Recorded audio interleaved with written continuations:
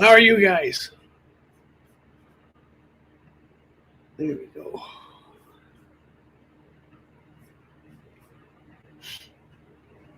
You guys hear me okay?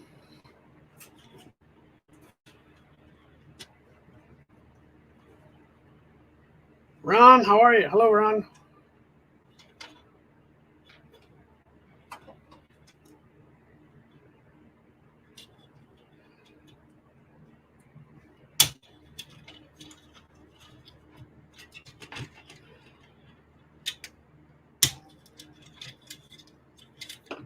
How are you guys on Friday night?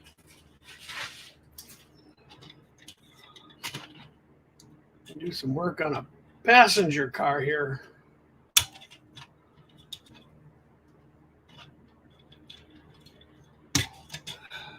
Yeah, glad it's Friday. I wish I had Fridays, but this one's pretty good.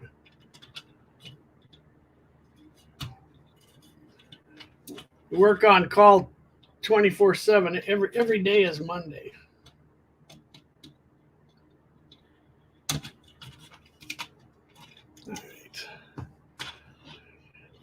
You're struggling? What's going on, Dan? Too long a week? You work 12 hours today or what there?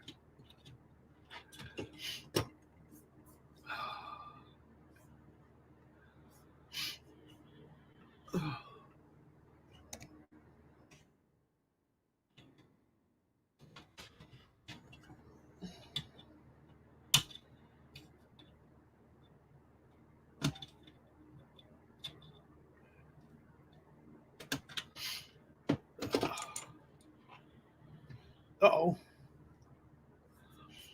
Lost my phone. Lost my phone. There we go. You don't have to be back till Monday after Thanksgiving. Yeah, that's what I think a lot of people have this week off, you know?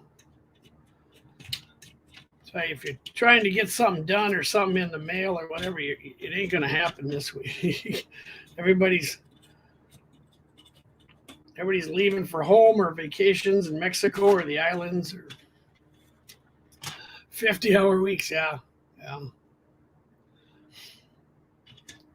It's a busy season for a lot of people. I don't miss retail anymore. I remember doing that. I'm glad I don't do that anymore.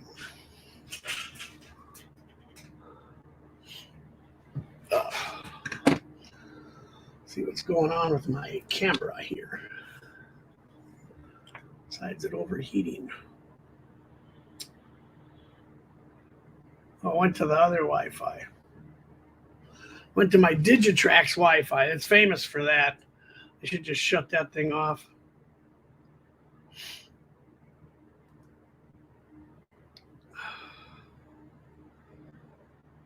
Yeah, I know.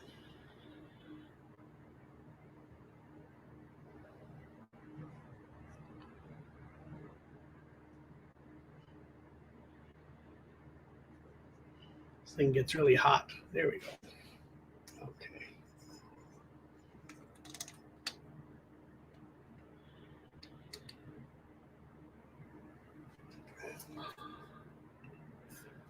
I can go back to that. Everybody's got 50-hour weeks. Yeah. Is it demand? Lack of supply? I know, like, there's no drivers out there. There's no Anthony. Hello, sir. Thank you for the stream this afternoon. It's always wonderful to be home and catch your show and your lovely bride. Looking forward to your Christmas special. I wonder how many people are broadcasting on Christmas. I know I'll be off. I don't think I'll broadcast, but I'll probably jump on Sparky's marathon. That sounds like fun. That wigwag. Good evening. Anthony, that Ice 4 with the pantographs and everything is just the coolest train. Wonder what they're going to make next. What could they possibly do to top something like that?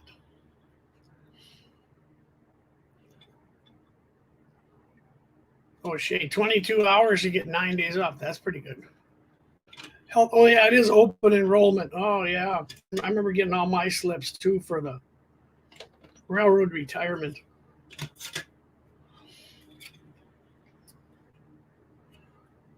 Thinking if I cut off these tabs, it'd be easier for everyone to get the roof on and off.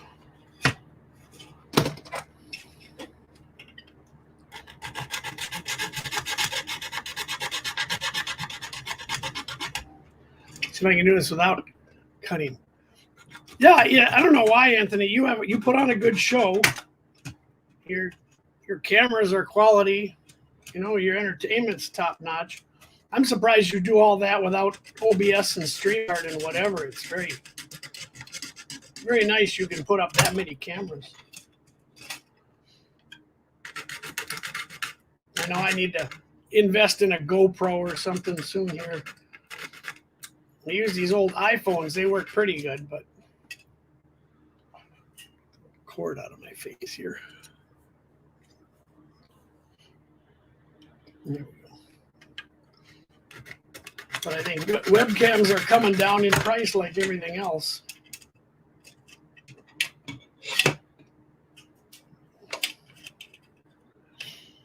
You do use OBS, okay. And then you feed all your all the cameras through that. Okay. Yeah, Heath is helping me with that. I still fight with OBS a lot. Or it teaches me a lesson every time I log in. That may be it.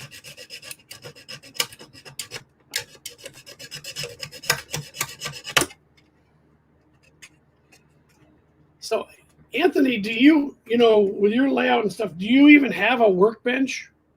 Do you have a place where you go build the little structures or work on things at all? or take trains out to repair. I suppose you have to repair them or something sometime. They don't want to behave.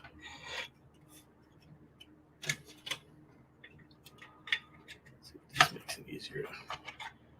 Yeah. Oh yeah. Then you can pop on and off the roof. Okay. So Heath and them had this. What do you call it? A traveling boxcar. So I'm hoping to make a traveling passenger car that we can send around to everybody's layout. And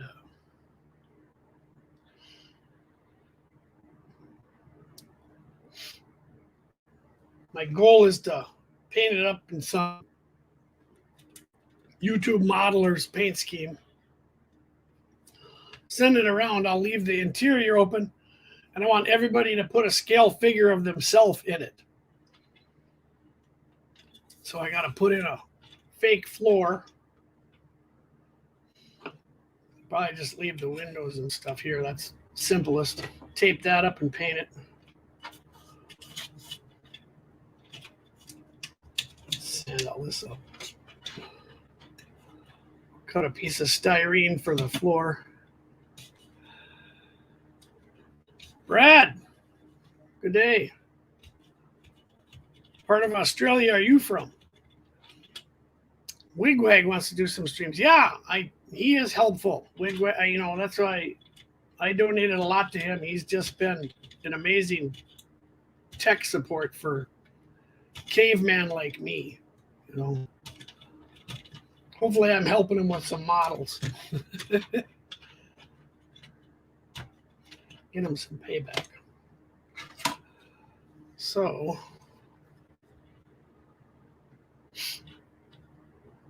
I suppose some kind of straight edge with that. And then we'll go from there. That's longer.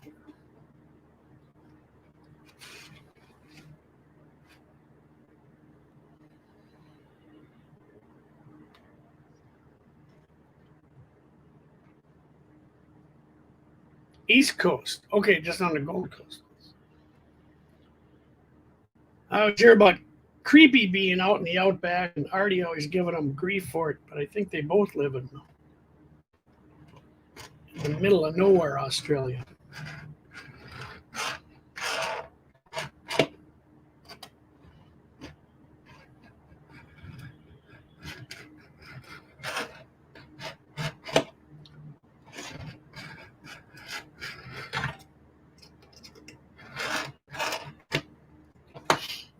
The Gold Coast.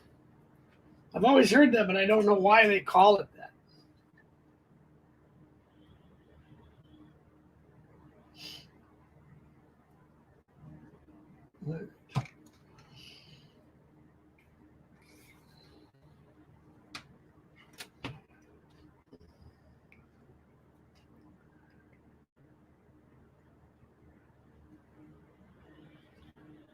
See if I can score and snap this. Technology for 20, yeah. Yeah, he does production for a living. Yeah, he is. He's just amazing for our community. We found a person that did theater production and sound and audio. Yeah, his setup is amazing. We were chatting today about him building a little switching layout. He's got trains that go around and he's got the back and forth, but he's thinking about putting in a little switching layout to do some like JMRI and things like that. I think this styrene is just old and crappy.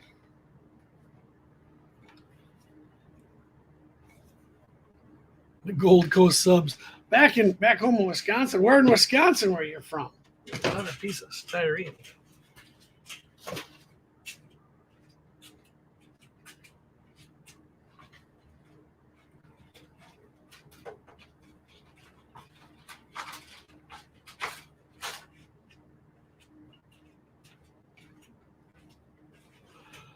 This one looks healthier.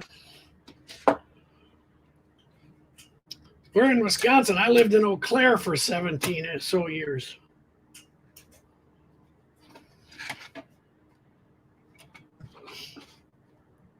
I wonder how square that is.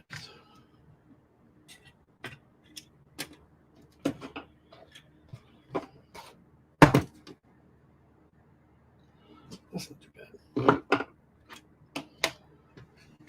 Kyle, hello.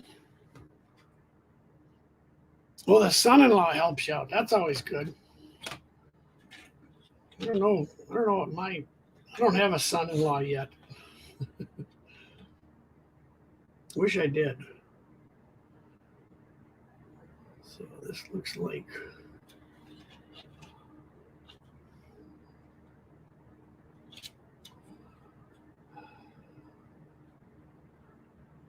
I can start at 1 inch.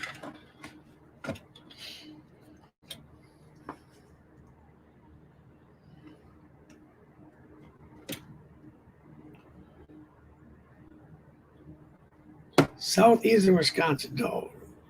Oh, okay. So you were way on that side.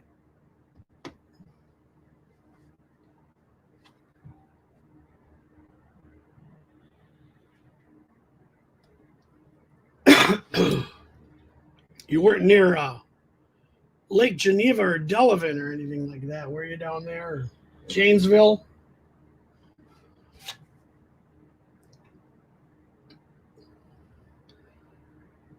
Still got a lot of friends down there. At that in that area.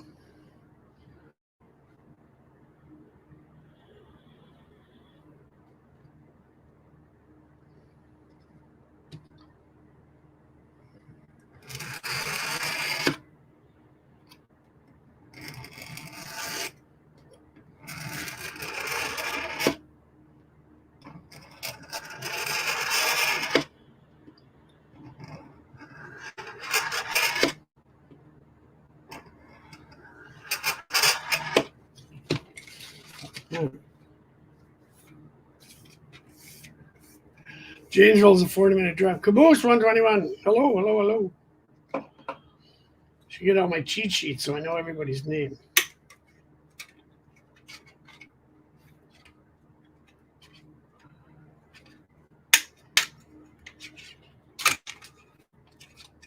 Ta-da. All right. Yeah, that should fit. Gotta shorten it a bit.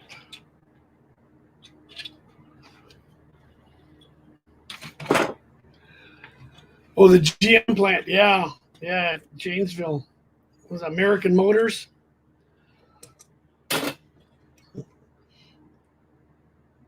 That was Anthony was telling us his family's car history.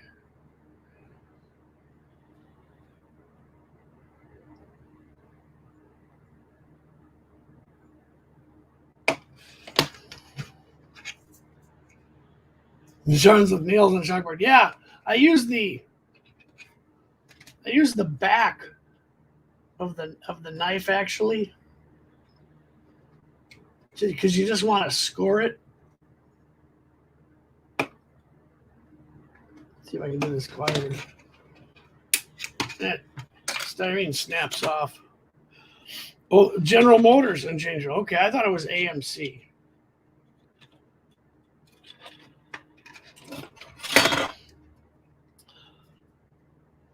I like things simple. Oh, a truck plant, okay. Because I know they made javelins or something there for a while.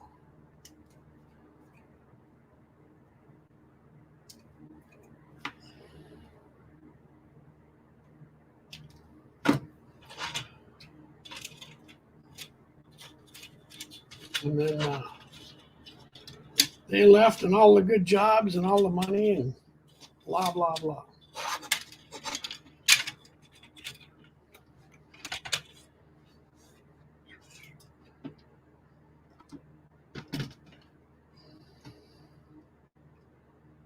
Shorten it up just a bit here.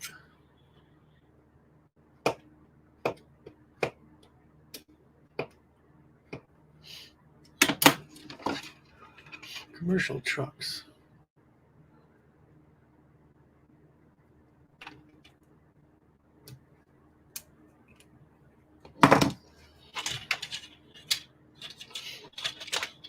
So did you guys see Sparky's stream? Did you see he's having a contest too? I think everyone's having a contest or a giveaway. Everybody's in the Christmas spirit. You gotta mark that.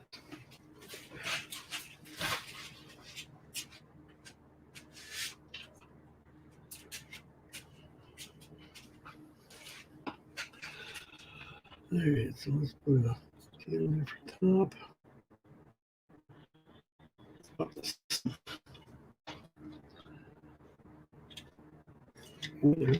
Break. Tell the difference.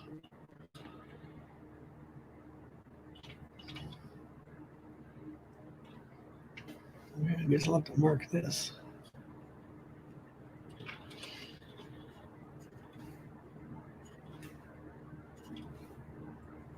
Some notches in there.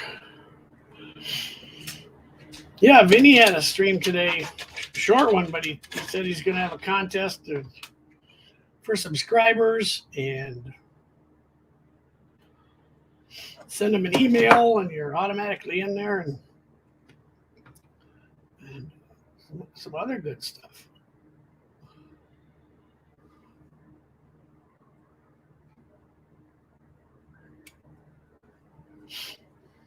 I know that Sparky's collecting lots of prizes and lots of gift certificates. So we all want to avoid the family on Christmas. We know we can just hop on YouTube and scratch build the seating. I don't know if I'm going to put seats in it. That's what I'm trying to figure out if I should, because I want people to put figures in here, and it's, you know, maybe I should, you know, you guys should tell me, should I put coach seats in here so you have to find a seated person, or should I just make it a big space and everyone can have their own person standing around?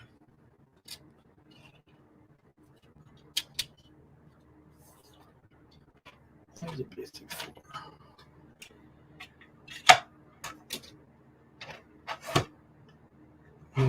Paint the inside white. Change out the wheels. It's got the old AHM pizza cutter wheels here. I don't know if you guys ever seen that.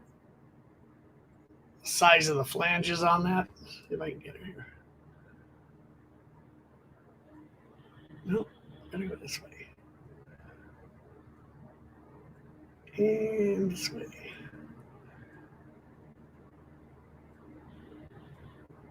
And look at those things. Cut a pizza with those. Maybe do half and half. Yeah, I suppose. Suppose I could put some benches in there. But I was thinking standing up and then put a bar. That would be put the appropriate bar in there. I'll have to make some special couplers so Anthony can drag it around behind one of those European commuter trains or something.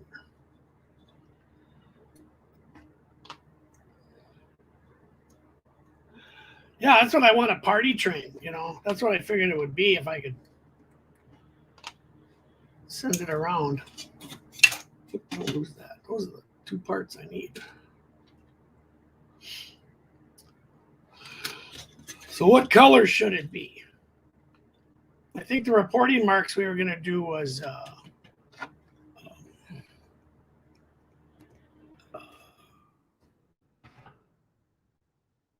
what's that for YouTube model? So YouTube YTMR, and then we'll need a number, and then we'll need a name. Passenger cars always have a name, so we'll have to have a name. Should we just make it hashtag blame Heath? That would be a good name.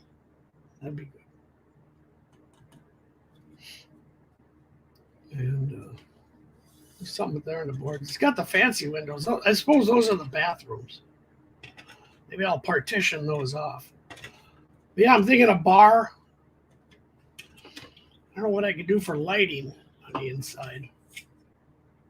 It's got room in there. Splitrock yellow. Yeah. I just painted not Anthony's, Robert's car. I made Robert's scale track today, so now I'm working on a car. Yeah. Making a Splitrock mining car just to send that around. But I don't know. I figured there'd be some fun colors we could do it. I'm sure Heath would want circus train colors. And Anthony wants white with a red stripe so it could be an ice train. But Sparky wants a Conrail. There's a hatch in the roof. I don't know. That'd probably be for ice. Suppose we could glue a couple people to the roof. That might work. But yeah, I'll have to figure out what color we want to do, and I'll go grit blast all this off and primer it up. Maybe that'll be my poll question.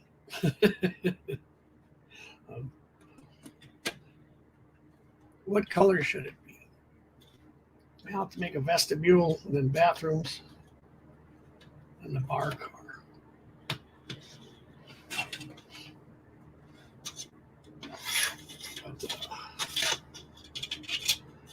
That should fit in there. Would it fit in there nice, or is it tight? Yeah. Suppose I could get some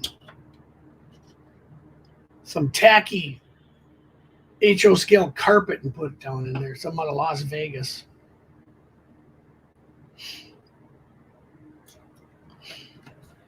But yeah, the lighting will have to, I don't know what the lighting is. I suppose I could power it off. Put a battery down here, because if somebody has DCC and somebody doesn't, you don't want to have different power supplies. So maybe just an on-off switch with an LED. Put a disco ball in the middle. To Google that up, they making? I'll probably have my friend Larry. Maybe he'll make me up some LEDs that go around like a disco ball. And throw a switch on the bottom.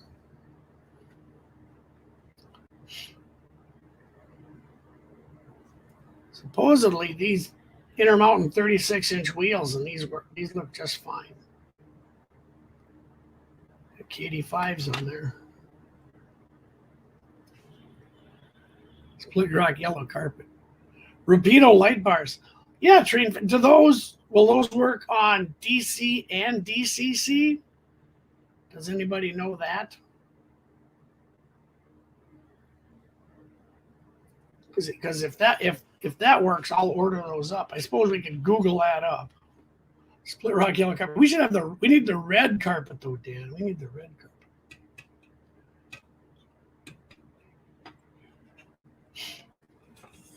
And then everybody can paint up a prizer figure or mini prints or Model U, something like that.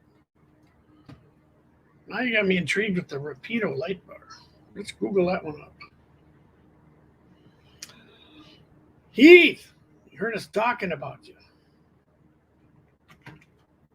We're working on the car, Heath, the passenger car. Got a new floor in. Got the roof ready to go. I'm ready to do the trucks. All right, Anthony. And it's ICE, not an ice. I like ice. You have a really great Thanksgiving. Make sure you spoil the grandkid a lot. And appreciate all your streams.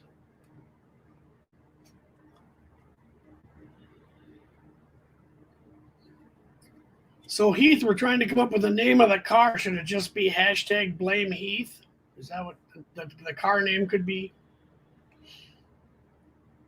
I suppose it's not a Pullman because it's not a sleeper.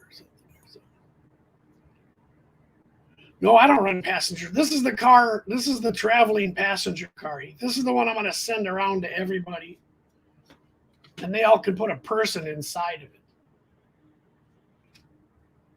You know. So somebody mentioned for lighting the Rapido light bar. I could spell Rapido.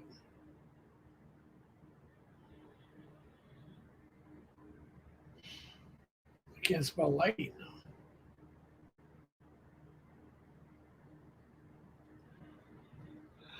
Yes, I'm going to paint over the B&O. I'll strip that off. And so I'm looking for suggestions on the color and the name. Rapido Easy Peasy Lighting. Oh, it's battery powered here. All right. DigiKeys. Oh, all right. Send me a link for that, Heath.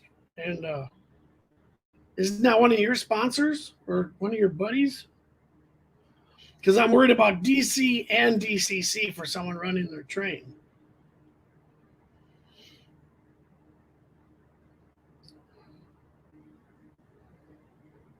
Well, you got pictures here. I want to see how it works.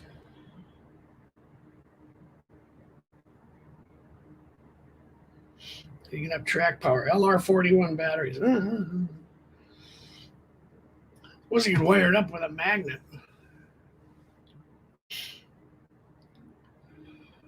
Well, what does Jim have then, Heath? What does Jim have that would light up this car that I could put, in the top of the roof? Because I'm going to have this come out. I'll have that come off so people can access the interior. So far, we're thinking of putting just a bar and maybe a couple seats, and everybody else can stay there. It's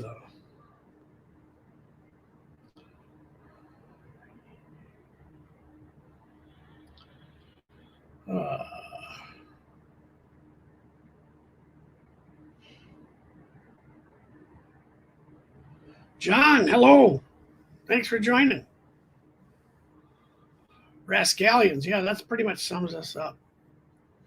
DigiKeys, Iron Planet, hobby, But you like something else? Yeah, I know, Dwight.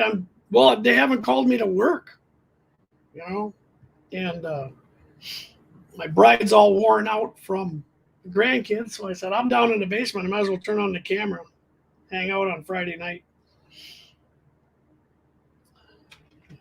I was working on Robert's scale track here. See if I can do this without killing myself. And I'll turn it around. So I got all this built. And I got the switches in for him and everything. So now I got to remove this and then put in some more ties because he's going to make it a wood base. This is a working scale track. He saw the one I built for Jason. So I thought I'd send him a present and send him a Splitrock car along with it. So I'm making a car up now. But DigiKeys come with, let me see, I'll put that up on the screen here. Okay. Kit includes 20 figures, contacts, capacitors, and mounting materials. And that's battery operated, you think, Heath? Or?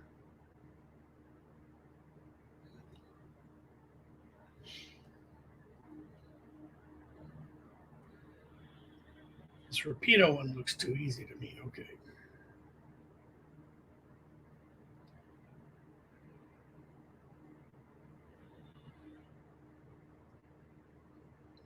Suppose I have so many figures.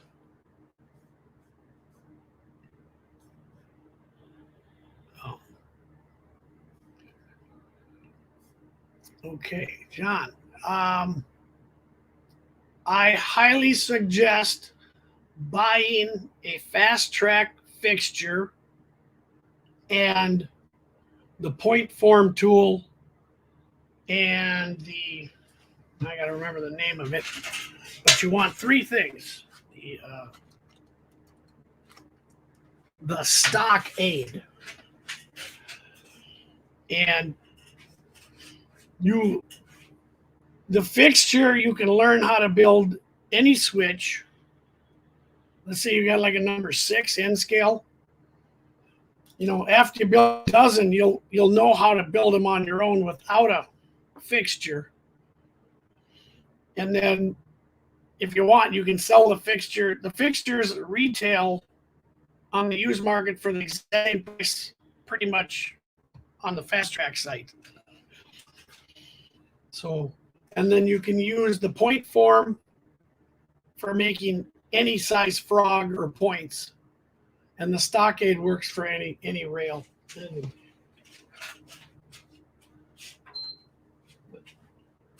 Turn off my heater. It's getting warm down here. But I can't recommend Fast Tracks enough. That's what I built this scale with. That's how I built every switch on my road and a bunch of other ones. All right, so Heath, the other ones are on back order. DigiKeys is in stock. I'm going to track power. Okay, so the DigiKeys doing okay. So Fast Track fixture and the startup kit is okay. That's what you bought. That's the perfect way to go. Watch their videos, and if you have any questions, contact me, and I'll walk you right through it. Yeah, the stockade. The stockade is the part where so the points of the rail move. And if this is the rail, then the points of the rail, move over here. The stockade flattens out this part of the rail. And so your points fit right in there, and then the cars just, so things like that. But that's a awesome tool. And they come in different codes, so you can, in N scale, you could probably get 40 to 55.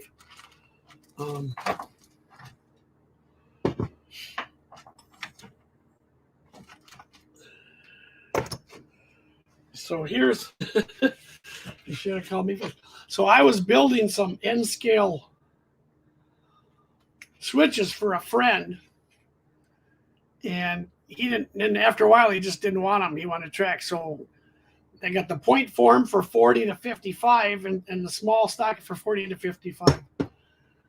And so I can get in the light. But the stockade has an angle, so you put your rail in there, and then you file up, and it removes the bottom half of the rail.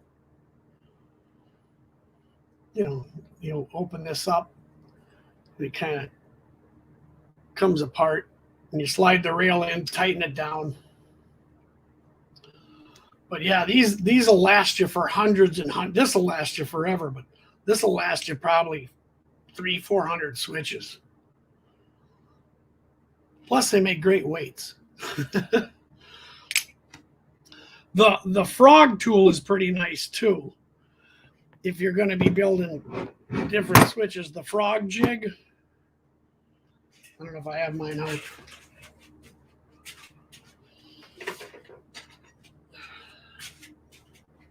And the frog helper. It's like hamburger helper. So you can get a frog helper, and it comes with comes in different codes and then 3 different sizes. And once you file the frog in that other device, you slide it here till they touch, and this holds it while you solder the frog together. And the frog is the most important part in a switch. Everything obeys the frog. You build your switch from the middle out, and things like that. Okay. Thin vinyl upholstery material could work for flooring nights. Clayton, I like that. Welcome to the show, and idea. But yeah, you want one of these frog helpers in the code of whatever you're going to get, and whatever you buy, make that the middle one. So this is 4, 5, and 6. So if you're making like 8s, you want a 6, 8, and 10. Yeah, the number 6 in the frog jig. So, and this, like you see, has been used. If I took alcohol and a wire brush to this, it would look like brand new. These don't wear out. It just gets dirty from the solder and the rosin or the resin or the, what do I say? The flux. Right, the frog helper. This is separate. But this is if you're going to build your own outside of a fixture. This is the thing you want, because as long as your frog is perfect, your switch will be just fine. And a good file. And I like the little angled files they have too. They're from Japan. They're about $30, but they're worth it. So. Vinyl upholstery. Where would I find vinyl upholstery material? I suppose a sample. Yeah, shade. Yeah, it's definitely worth buying. Yeah, I wrote that down. Yeah. Now, where would I get material? All right. Did I miss anything else here? Any bitching tonight? Well, yeah. I don't know if Heath, you want to rant? I don't know if that's my gig or I'm stealing material. So I might have a rant or two. So basic tools. All right, let me get on my little track tool pile.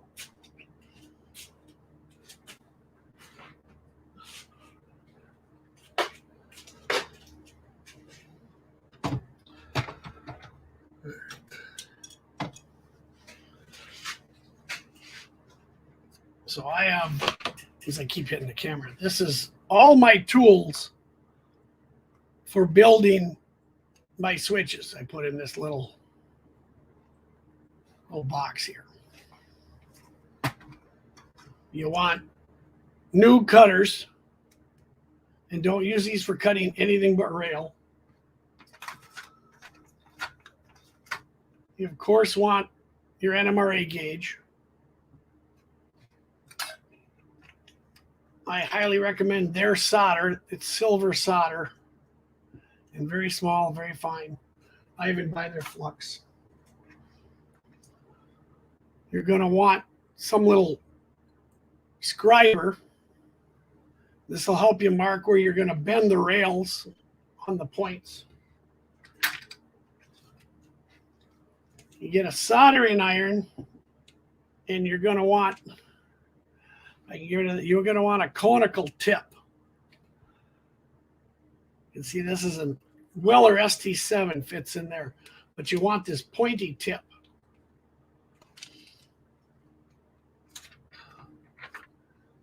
Go to Micromark, and you're going to want to buy, Dwight cut rail from top to bottom. One of these little clear, stupid acrylic cars. Usually, and you wonder what the heck it's good for. But this, if you're having problems with your switches, you run this over, and it'll pick up everything, and you can look down through it, and you can watch the wheels. This is invaluable for checking clearances and all that other stuff.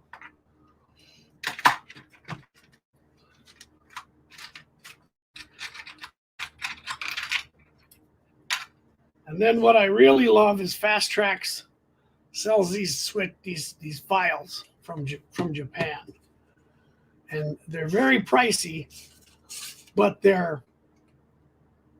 don't know if you can even see it, but they're beveled, so they're not flat. It's almost like, you can see it on the end there. It's almost like diamond shaped, and these are so nice for cleaning up the points and other things that every time I get a little extra money on their waypoints, I buy another one of these, because these will save you, and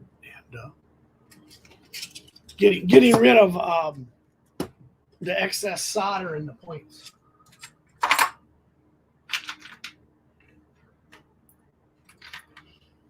And then of course you're going to want the 3-point Micromark track gauges in your scale and code. So these are code 100s. These are code 83s. Here's an N scale one. You said you were building N scale. But this is,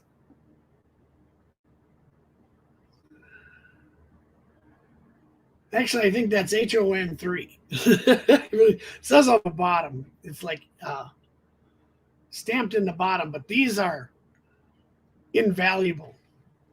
Yeah, I like the Fast Track Flux because it's really, you know, and you know, like Dwight says, yeah, cut the rail from the top to the bottom.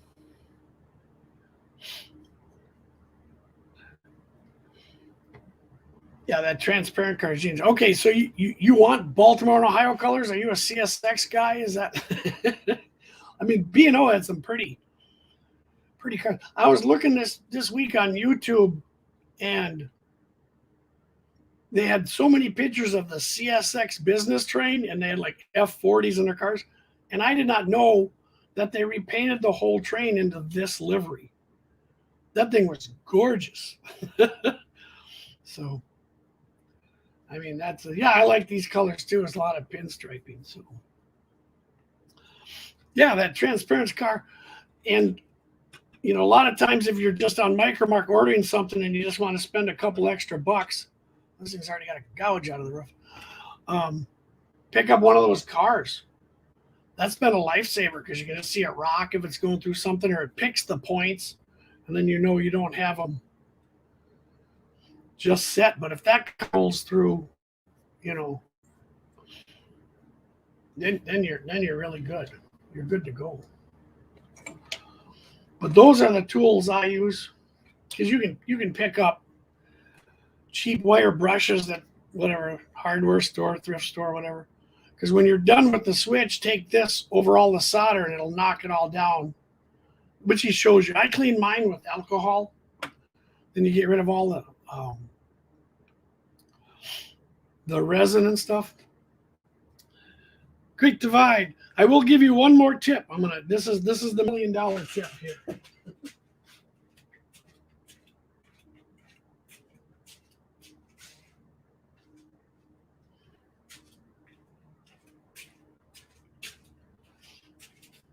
Fast Tracks.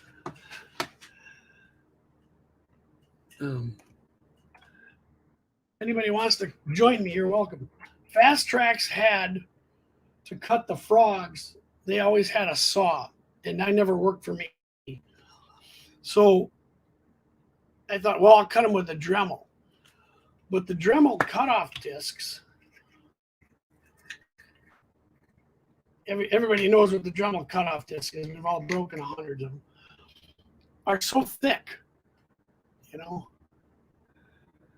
that you'll leave a pretty good gap. So this is what I found from one of the N scale guys. The Deco thins, okay? These are ultra thin separating discs for gold and metals. What these are used for are jewelers. Like people take their rings in to be enlarged, like their gold rings. Well, you don't want to waste, you know, the thickness of this in gold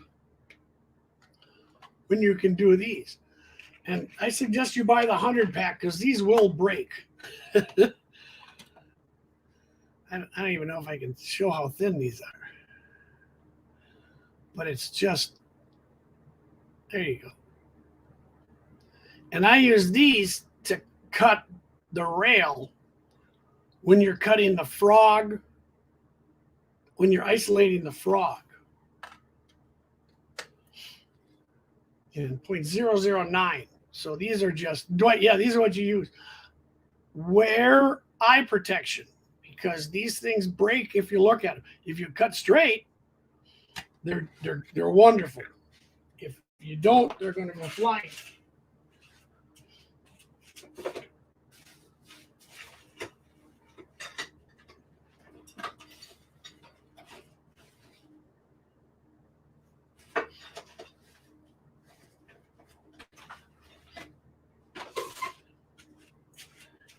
If you're going to make a lot of the same switches, these are pretty nice too.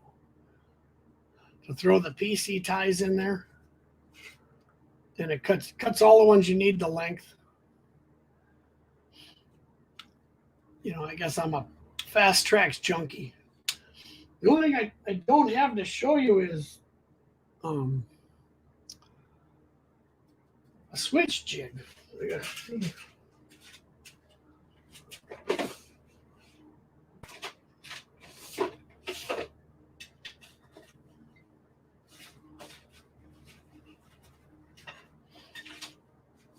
But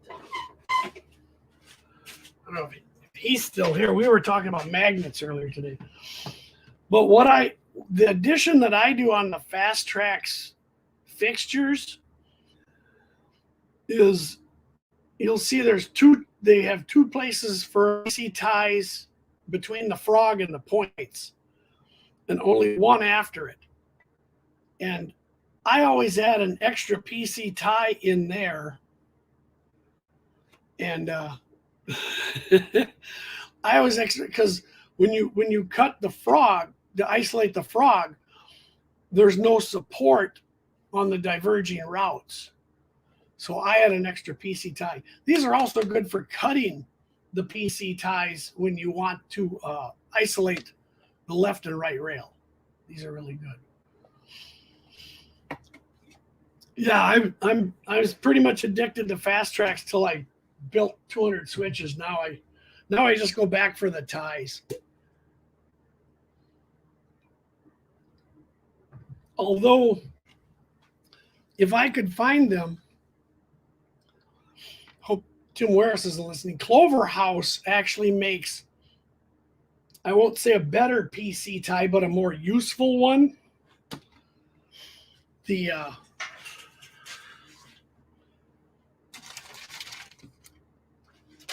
I got them here because I was working on Robert's track. So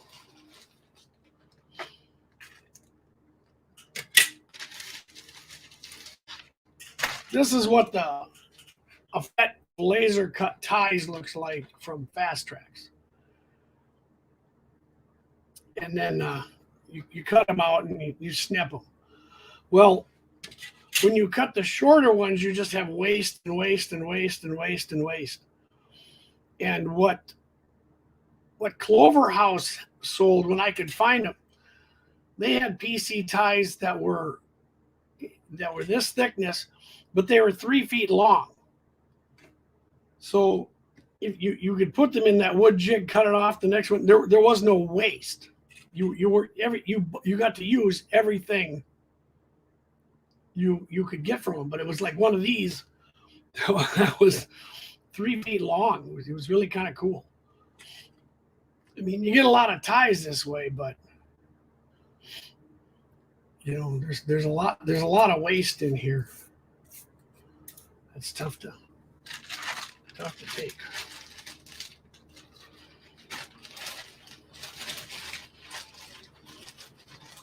I also can't figure out why their ties for track, and here it's gapped, is thicker than the switch ties. I haven't figured that one out. I'm like, why isn't everything the same? So if you're using these and you come out of the switch, you've actually got an incline, and I'm like, what's up with that?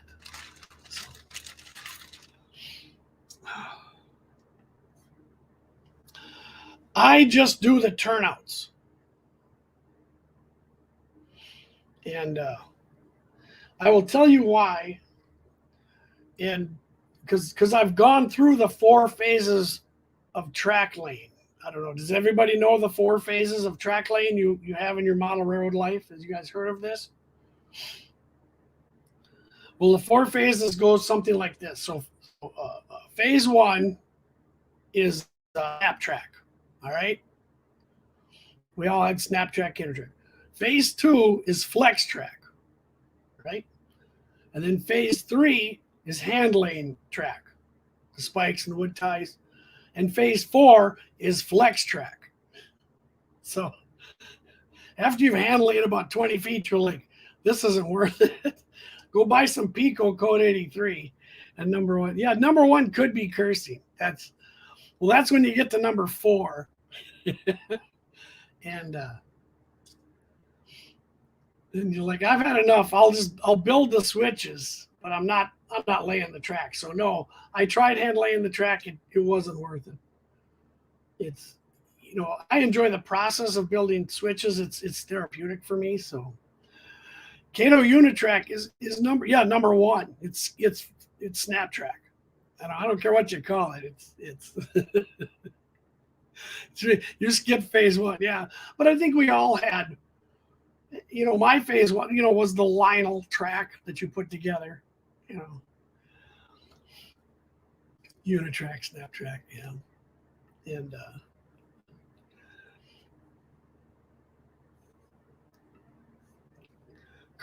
Pico code 75. Is that HO scale? They have 75 in HO. And look at this guy. Robert's here. And show him his toy. We're having fast track chats, Robert. We're gonna make everybody build switches. See, I think Heath, like we talked last night, I need a switch building thread and I need a NMRA AP thread. So, all right, Robert. Let's see if I can get it this way.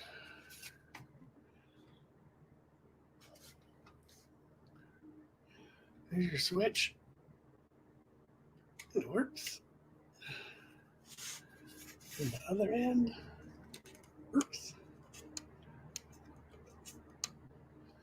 I'll move my current project out of the way here. And, trash pizza cutter wheels. And I'll see if I can put this down and run that clear car through. All right.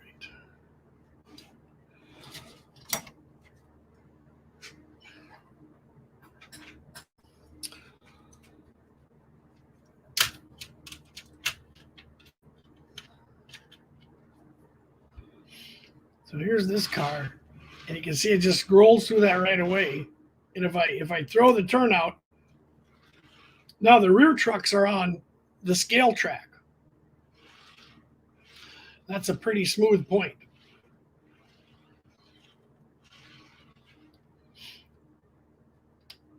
So I got your N scale switches in there. So I'll take this out tomorrow then, and I'll brace those up with ties, and I'll send you this back, and then your wood thing, the wood piece, and then you can create your own. And I got it all gapped. I tested it, so it's all good for DCC. I got to cut off one little rail there, but it works pretty slick. And I don't know what I said. Was this was 21 inches? Let me get rid of I had the comment and brand. Let me get rid of my stupid name. There we go. And so yeah, so it just rolls through that really smooth. Throw it. And then it'll go down the main rail while this truck is on the live rail. So that's pretty slick.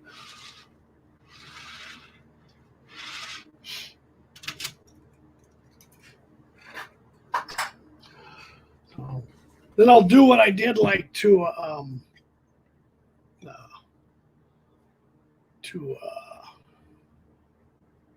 Jason's. I'll put it on a board and secure it. That way you can use it whenever you want. So, hello, James. But I got this done for you. Now I'm just working on the Splitrock box car. And then I can get back to work on the passenger car. Maybe I should make this KCS colors. That would be good. There we go. Twin City Railroad lines. Yeah. But I think if you get one of those Boulder or whatever Model Works thing, that's kind of cool. You know. Yeah. Yeah, it just shifts the wheels over to what they call the live rails. So the engine would stay on the main track, and you can still, if the track's close enough, you can still be coupled. And that way the engine will never go onto the scale tracks, you know, and you can just push the other ones on there and stuff. So yeah, it's kind of cool. And so yeah, I will make one for you, Heath. There, if I could do one in N scale, yeah, yeah. What code? And there you go. After some of the switches I've been over, I think I could do better. I don't know. They need a lot of work. So, all right. Let's see what else. I caught up with all the comments here. Okay, here we go. Yeah, Twin Cities. Okay. Okay, yeah. And Mystic. Double crossover in N code 40. Kano makes one. I don't know what you mean by, is that like a double slip? You think, yeah, red and white. That's what I was wondering. So should we just have the YouTube logo on there, Heath? We'll have hashtag blame Heath, and then, what's that? YTMR, and then the YouTube logo, and then a red car with a white roof. The passenger should be in bill colors. Yeah.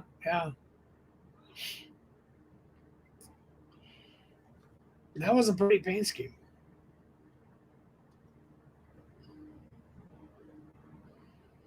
We've had a lot of KCS engines up here lately. KCS de Medico.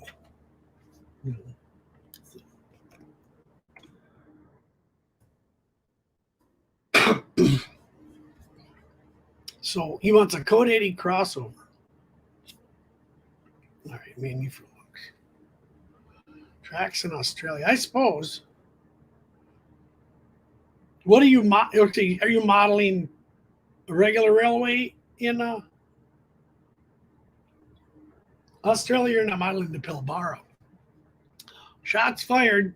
Just want everybody to know shots have been fired here, Robert. I don't think you have to take that. I don't think so.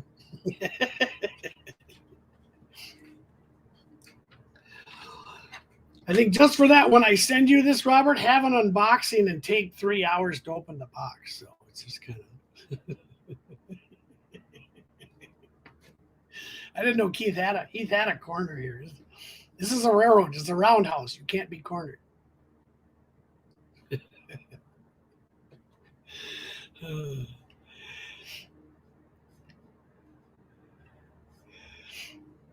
At least he said yet. Oh, okay. Regular, but inspired partly by the Pilbar. Okay. So what do you think for the interior then, guys? You just think we should have figures you want them in that you want standing? You would standing, and then I'll put a bar down the middle and those disco lights. Heath is going to find me some disco lights. And then, Heath, are you going to have an N-scale figure? I suppose you couldn't put a G-scale figure, and I could cut a hole in the roof, and you could have a G-gauge figure in there. Or like a giraffe or something. And there he is. There's our little buddy. Well, Robert thinks your dog has more to say than you do, though. So.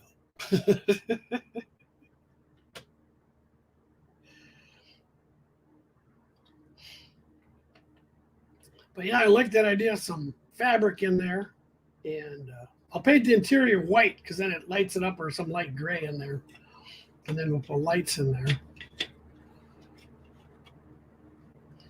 And then I'm sure some people will graffiti it too, or something. We can have that.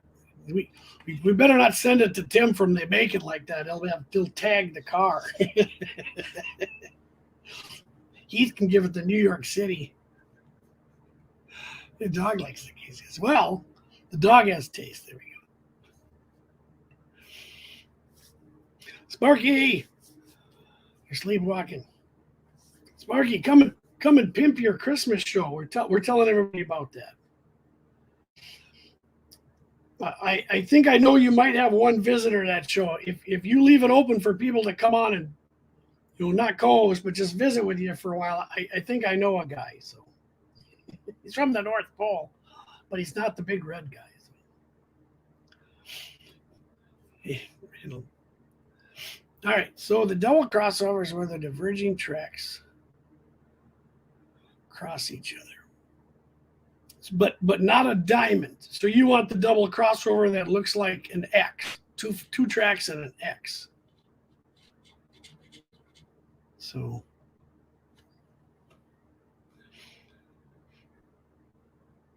New York. Now the New York Central is a fallen flag. Is the Pennsylvania fallen flag? Because there's still Pennsylvania engines. Aren't they on Jersey Transit? Yeah, Randall, I got one of these. Everybody has one of these. So I'm going to make this into the traveling YouTube passenger car.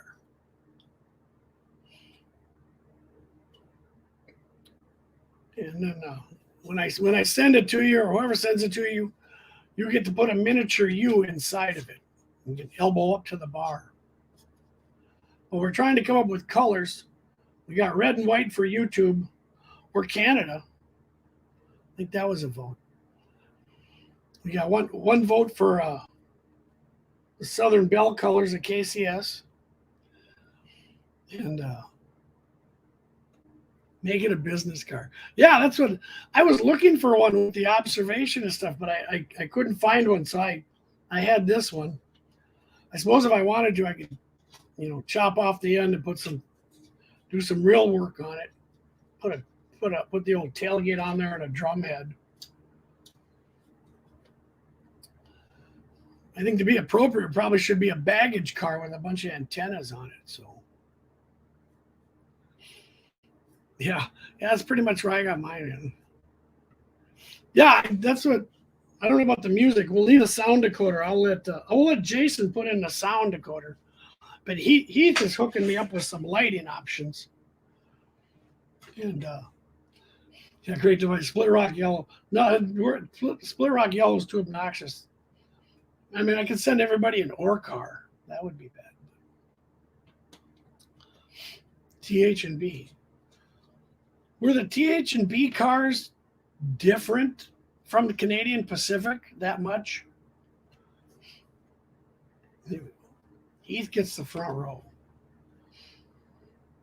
Well, I'll send it to him first, him or Robert. Or Sparky. Yeah, this thing can go up and down the helixes about 9 or 10 times.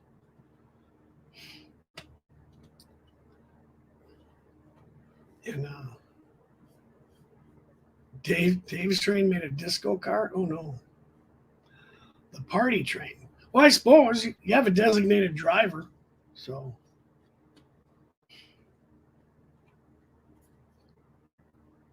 Yep. See, there's the Polar Express. We could have Heath riding the top with a campfire up there. I don't care where you put your person on here. I really don't. If you inventive and want to have them, riding underneath the old hobo. So he has to stay on the platform. It'll be going back and forth on one of Heath's shows, I think, over there. All right, so see, actually paint it like the YouTube logo as the paint. Oh, okay. So like the whole car could be like red, and then like a white in the middle, and then have that arrow.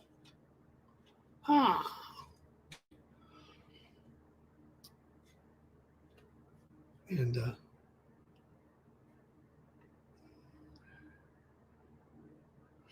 you think Shane has a YouTube logo? Yeah, maybe. I don't know what they mean by this, Heath. You better ask him. I don't know.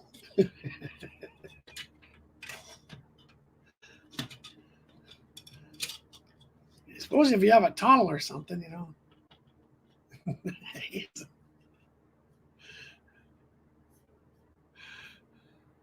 That's right, Grandma, you're right on top.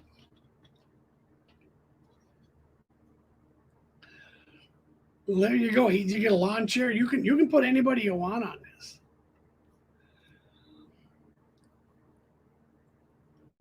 this. They threw you down.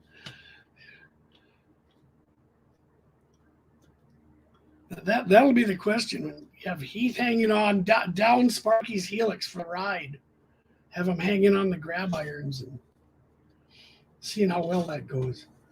I suppose I could put grab irons on here. I could chisel those off. Kind of crappy things there. Make it a little better looking. This might come right off. Just duck for the tunnels.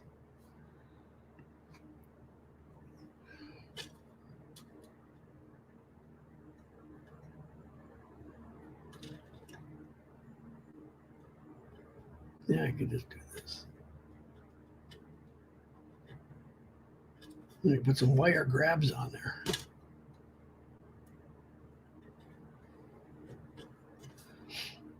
Yeah, those will come right off. Back to the guy, he could sit out there a little Bernie style.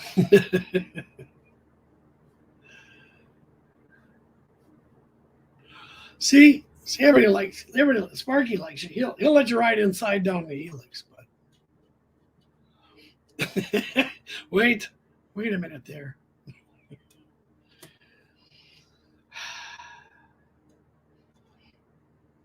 So what should be the name of the car? Is it going to be #blame Heath or Hello Model Citizens? What should we name this?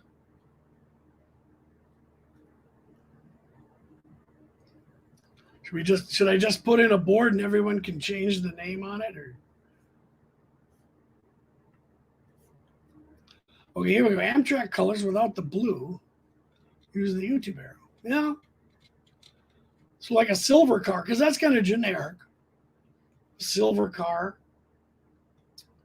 And I got to make up a YouTube logo details.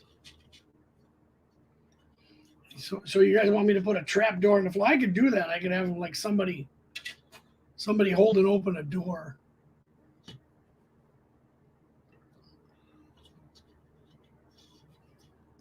Room that size. But there's the question is, should this car even have a bathroom? Knowing everybody on YouTube, should maybe just a women's bathroom, and Niecy's the only one in there. Niecy and Nancy and the Splitrock bar. Yeah, the drunk. We got a link here.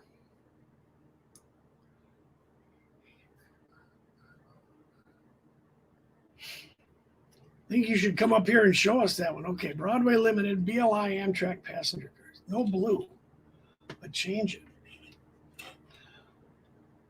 And what color is the roof? Yeah, an observation deck. See, it'd be nice if we had a dome car, but I think the standard coach will hold more people. I think we're more of a coach people anyway.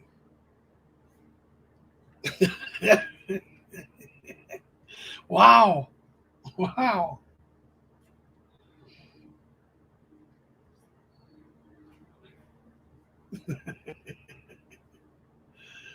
Oh, there we go. The bicentennial paint scheme. And the Canadian one too. Didn't Canada have their celebration thing or whatever?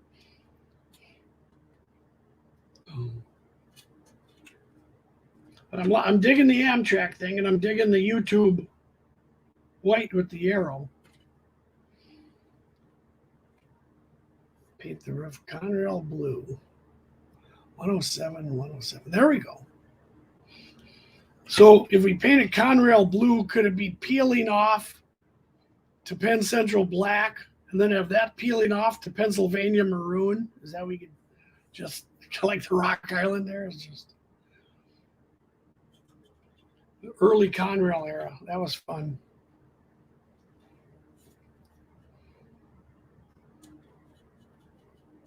Yeah, I should go get Robert's boxcar I got from. It's all yellow. I got it grit blasted and primered and then painted today.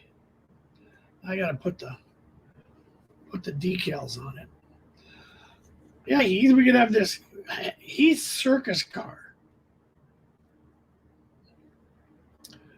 And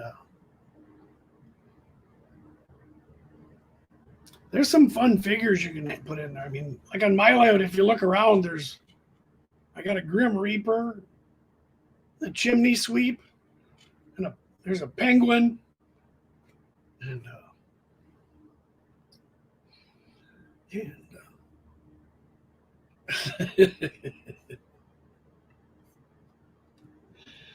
yeah, I mean, Prizer, don't they sell HO scale clowns? And Circus Crew get a different car.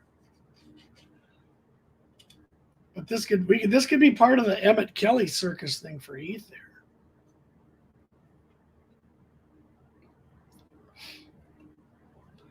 I gotta find out what I did with my device. I should look up what he's showing here.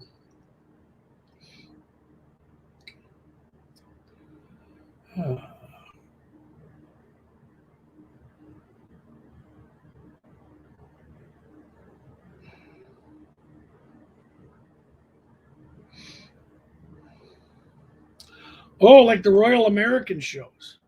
Ah. But red and white instead of the yellow. Oh yeah, I'm going to save that, Heath. Yeah.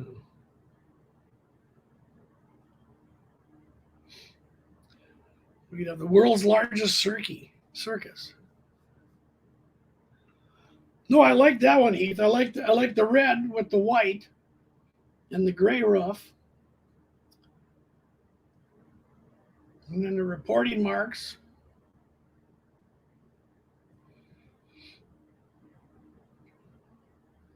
Should it have a name or a number? You know?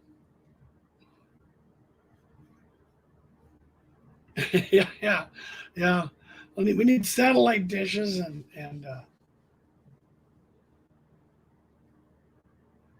something. Yeah. No, that's a good find, Heath. I like that one.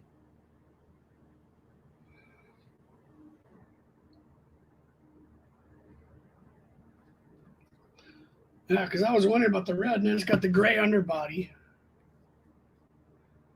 And you can go faster on the paint, please. Yeah. Yeah, we get 2021.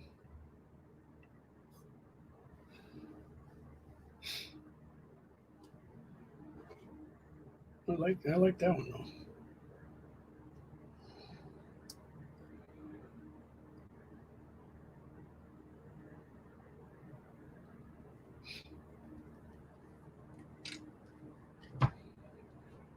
Yeah, so I'll put put some grab irons on there, and we'll look up the lights, and I'll have this grid blasted tomorrow. I'll see if I can find some wheels that aren't pizza cutters.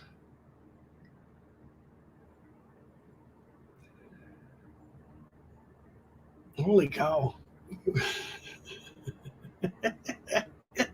Look at flanges on that thing. That's just brutal. That's just. I think if you had Code 83 or 70 track, this would bounce on the ties. Night, James. Have a good Thanksgiving, my friend. So the Royal American shows. Yeah, that's a pretty set.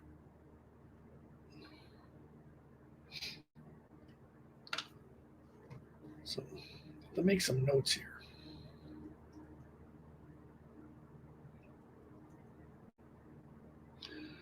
Be nice if everybody made a video of it. Oh, is he Canadian? Was that his Was last month?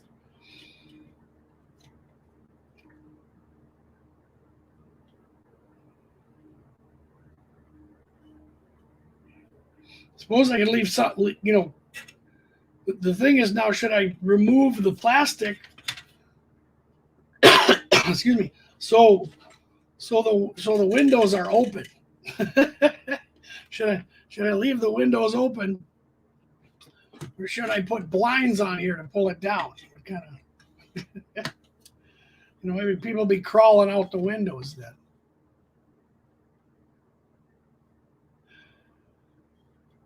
Don't have a happy Thanksgiving. Yeah. Well, next year, you know, we're preempting our strike. But that's something to think about. Should I have some windows open? And to get the fresh air in there.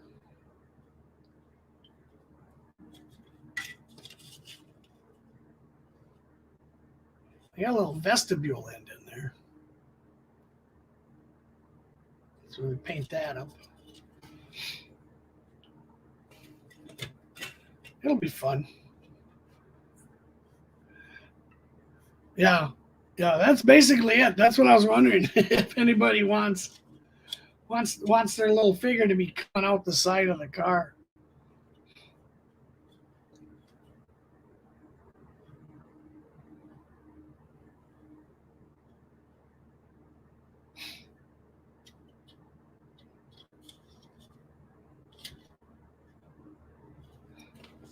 Yeah.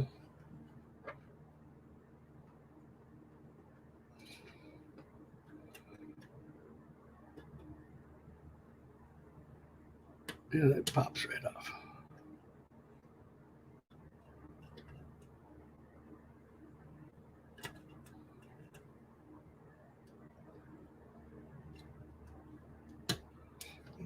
Bend up some wire grab irons there.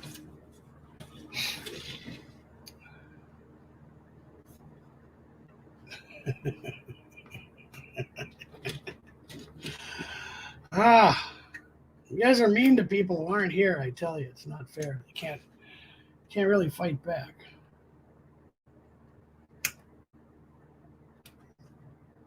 Well, we could have Rick. We could just put a Christmas tree in there for Rick. You know, they make some HO scale Christmas trees, don't they?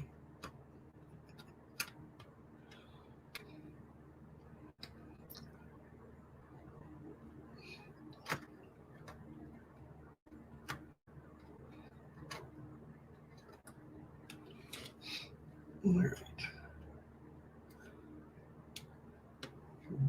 Bust out the drills now. Who is Rick? Yeah, there we go. Is it just hot air, or are we talking gaseous things here? You know, that's going to be the tough part. If you're the guy that has to send it to the Australian contingent, you're going to be stuck with a lot of postage there. Have to come up with a good box to ship this into. We can reuse with new stickers.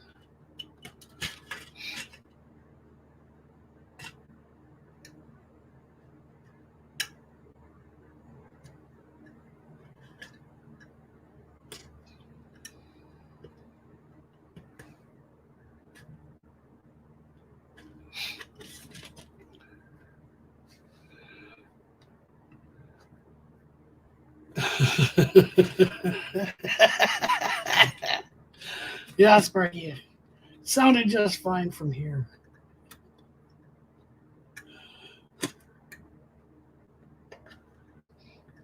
So who else has all of next week off? You lucky sons of. Are you guys traveling for Thanksgiving, or staying home, or avoiding in-laws and outlaws, or?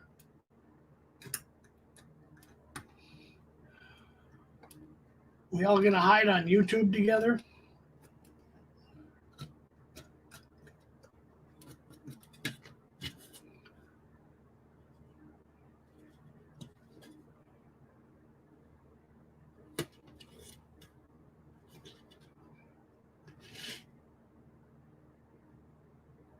Be in Florida. You do not have next week off. Okay.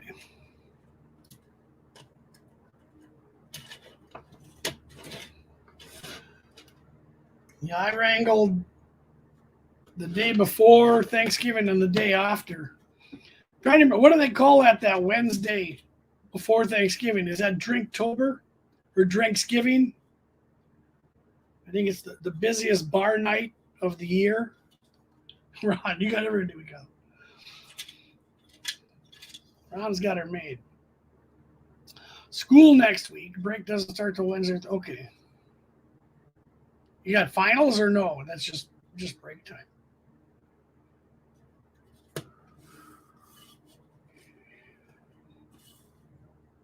Yeah, I think he's right. We could put this little rivet line would make a nice dividing line between the red and the white. And then we just make the number board red. I know just the guy to paint that. Roof's awfully beat up though. I got gouges out of it.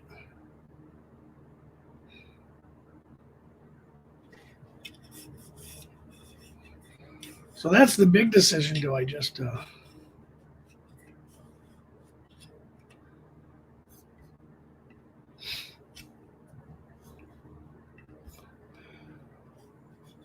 Right, the Drinksgiving, exactly. That's what you all go out to drinking.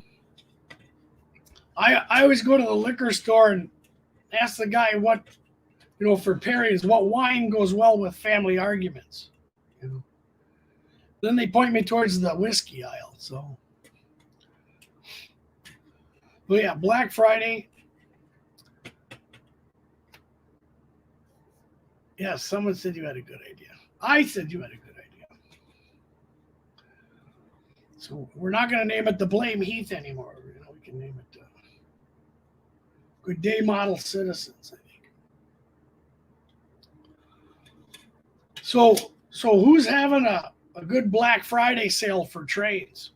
Where anybody see any hobby shops or any places that have discounts? Do any of you even go out on to Black Friday and sit in lines and something? Doesn't everybody just click on Amazon?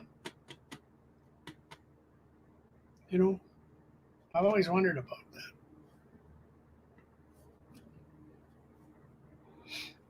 And I'm like, and I've never seen anyone wait in line to buy gifts for someone else. It's always they're going for the TV or this and that, the game, the PlayStation, and they're all buying it for themselves. that's some bad Christmas spirit right there. Yeah. I don't know anyone who goes out, anymore. It's just pure bedlam. And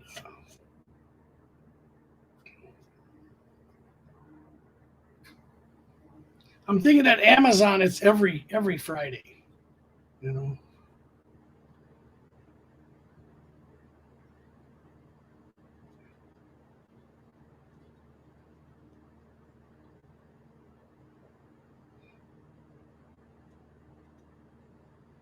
Tuesday Heath, yeah, Thursdays nowadays. With the showstopper, every day is Thursday. For a year and a half there, we had no weekends. So what's the whole difference?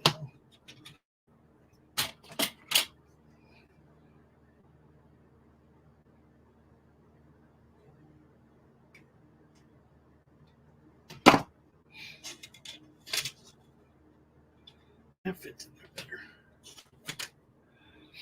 Tuesday evening if it rains, Heath. Yes. So what does everybody want for Black Friday? I mean, if they had a deal on something, what would you want? And Caboose, he got some LED strips. Did you get the long strips, the two different colors like I use? That's a lot of work.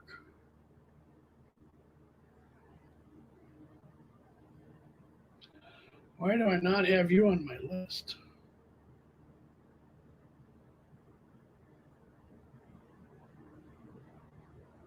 I don't have your name on there. 6 males.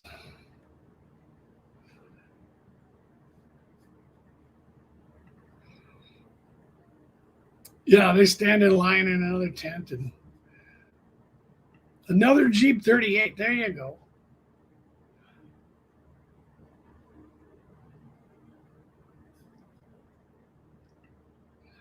$80-inch TV screen to watch YouTube on. That'd be scary. What Jeep 38 do you want? Who makes a nice KCS Jeep 38? Decoder for the green buyer. Beautiful engine, some chassis. And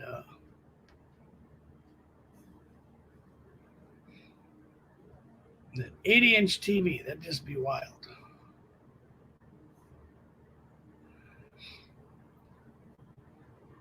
That would be cool if people could broadcast in 4K. Then again, I don't know if you'd want to watch it.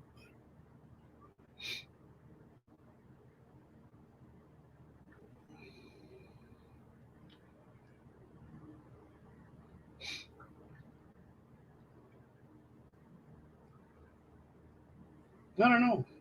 I don't know what I want for Christmas. I buy my own gift. I just have to.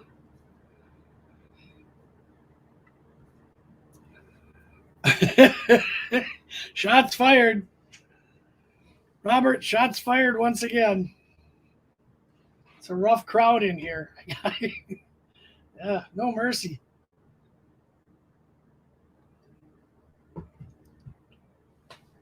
Robert's going to have to borrow some of Sparky's wigs so no one recognizes him anymore. There's what's just like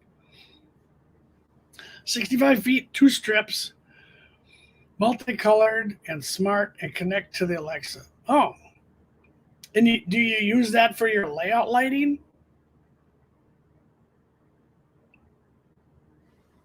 Yeah, no, and I have to modify. You have to modify everything you get.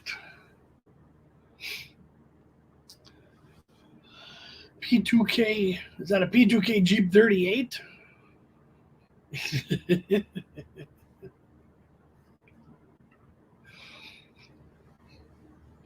I think you might get that, Sparky. I'm hoping you do. I hope you can do some of this. And so, along those lines, we were talking last night about with Roy and some of these other guys about Sparky and you, Heath, about this StreamYard Teams because I was wondering too, like if doing a live stream like this and a couple other people came up, that I could give them permission to post comments, and to do other things and put stuff up. I think that would be great.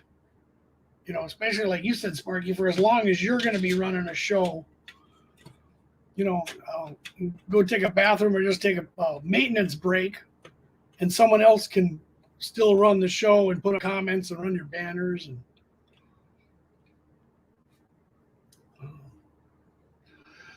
all right, so Robert's saying yes to that P2K. I don't know if I've seen a P2K Jeep 38. I'm trying to look at that.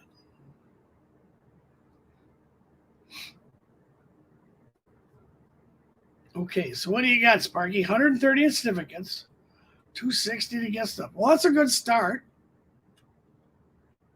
Like I said, I think you'll get more. And correct me if I'm wrong too, Sparky, but were you saying that? We'll just use an example. Like if I came on the show and I had something brand new in the box, could I have you give that away and I would mail it from my house? So I wouldn't have to send it to you and you send it to them because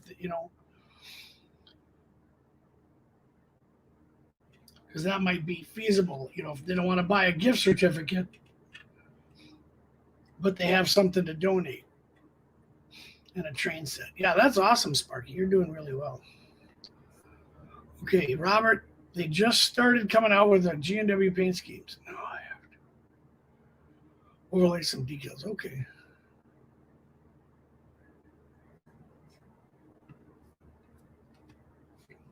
Well, Robert, how tough can it be to paint white engines? But I still don't want to do those stripes on the handrails. that would just about kill me. Let's see if I can change this here. So you guys don't have to stare at my workbench anymore. Okay, here we go. I just want to clarify this. Okay, people can come on the stream and donate the Sparky contest, and they mail. Okay, that works for me, and it works for some other people that wanted to join in because they had things to give, and they're like, "Do I have to send it to Canada?" And I'm like, "Well, let me clarify that." So I think that's a good thing to do, and it's still, to me, it's still coming from you. You're the one who's going to give it away in however you choose that. And so I think that's a cool way to run it. I think it's cool that you're getting double the gift certificate value. And you're also helping out your sponsor, and they're helping out us, and then we can do this other thing. I think that's really cool. That's really cool, Sparky. Okay, the striping is the issue, yeah.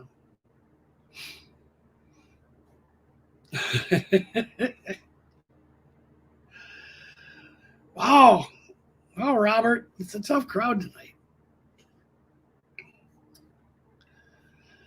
Oh, okay. Well, good. You're giving credit to her, but I still like that you're following through on it. Yeah,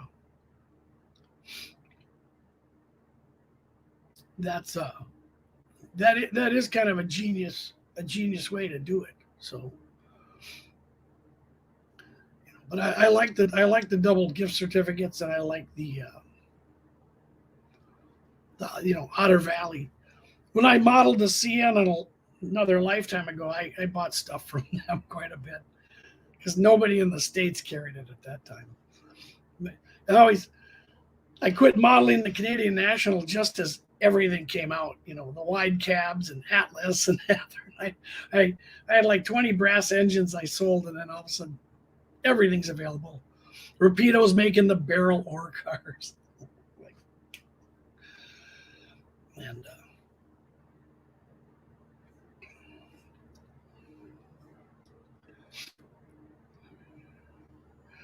yeah, there you go. I think that's another point to make out there, Sparky. If someone's camera shy, and they want to go to the screen, like that, just have a nice display of whatever you got to donate. Have some fake snow falling, it'll come down. A couple of reindeer placed in there.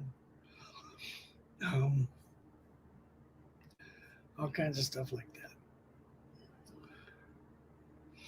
So stripping the other paint is a huge issue. Do you strip it or do you grit blast it off? I'm a big fan of grit blasting rather than soaking it. But Proto 2000 in alcohol, rubbing alcohol overnight, that stuff peels off like a snake skin. It's kind of fun. Okay, so when you get a car to make into a Splitrock Mining card, you get a specific road to paint over. I get whatever. So when I go to the train, we have train flea markets, train shows. I'll find deals on a variety of cars from different eras. So like I asked Robert what he models, and he's in the 70s. Jason's car was for the 70s, but he's now backdating. So I kind of ask people what era they model and what industries they have on their layout. If they have a scrapyard, I'll send them a gondola. Otherwise, I'll send them a box car or a hopper, something that's pretty good to do. You don't have a blaster. Yeah, I picked up. What's that horrible Chinese outlet place called? It sells all the tools for $1. Anyway, they have a thing called an air eraser, and it's $25, and I think you get the warranty for $2. And so you use it for a year until it's dead. Then you bring it in, they give you another one for $2. So I do not have a booth, but I've got a big yard. And so I carry my compressor out there, and I carry the brush and whatever I'm going to grit blast. And I use aluminum oxide. And I put on a mask and glasses, and I go at it. It takes about 4 or 5 minutes to remove everything. I'll show you in the video because I did it in the one I'm doing for Robert. Harbor Freight. That's it. Yeah, even he said Harbor Freight. Yeah. You know, the place where you can buy I think you can buy a cordless hammer. And yeah, Harbor Freight, they call it an air eraser. I'll show you mine.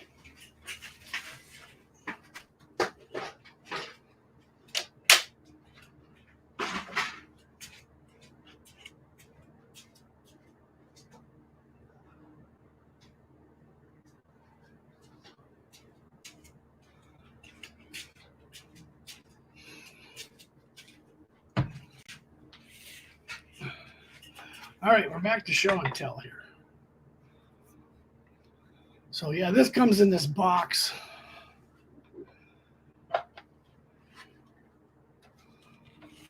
And then, so it kind of looks like an airbrush.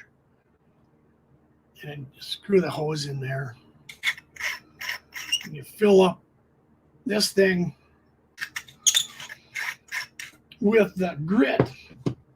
I use this 220 grit white aluminum oxide abrasive. This is almost a lifetime. You can etch glass and stuff with it, but it's very fine. So always wear a mask. Even your hands, it's just ugh.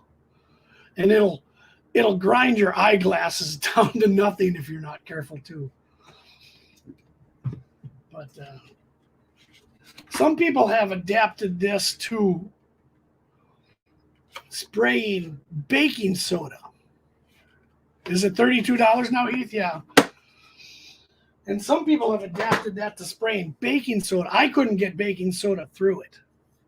And they said, oh, no, we just use this. We made different holes in the bottom, these YouTube videos.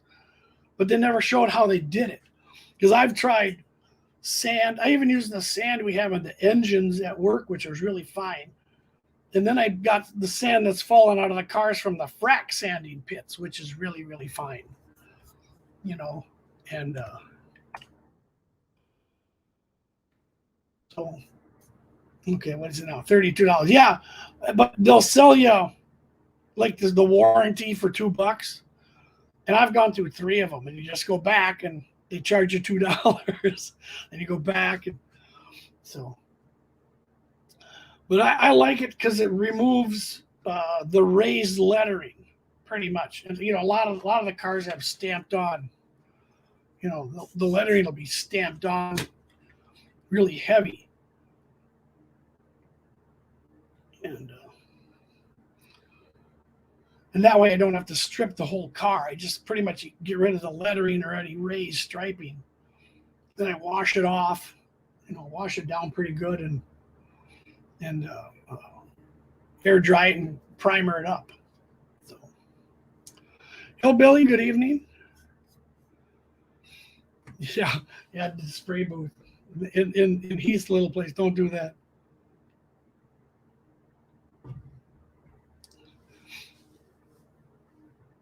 Let's see what Steve's saying here. New trend. Yeah, primer over the paint and repaint, and then or not use a primer. You know, that's kind of a fun weathering thing there. So, but yeah, to answer your question, I ask people, so the car I make for them fits what they're modeling, so they're going to run it on their layout. It doesn't, you know, here's an auto rack for your logging railroad, or things like that. So. Yeah, KCS did primer in the 60s and 70s. When did they switch to the white paint scheme from the red? You know, I'm trying to figure out that year. When did they switch?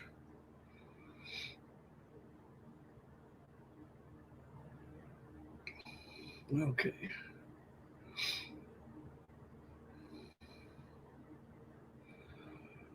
I don't have that on there too either.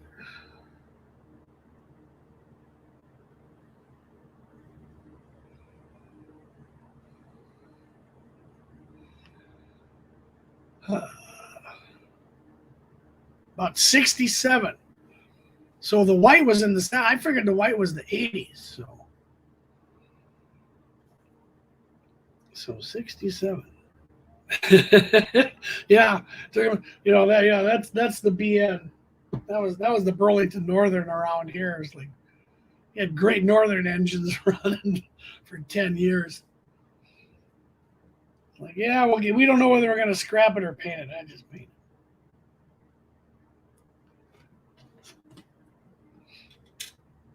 So, all right, I'll talk to you, Heath, about hooking up some lights for this. Because it'd be nice to have some interior lighting to see all the little figures that everybody can create.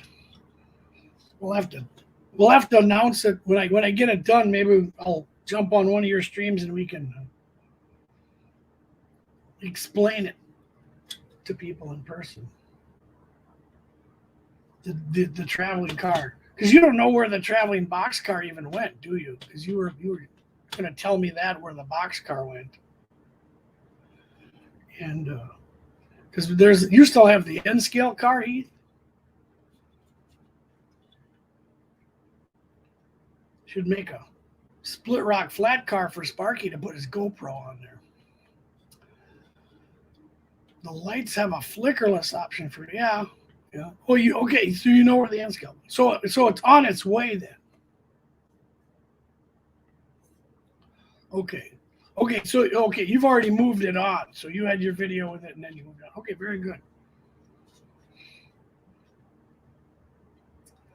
Because I was doing a video, and if anybody wants to do this, I know a couple have tried to actually follow a freight car across the country and back. And I have, let me see if I can see it.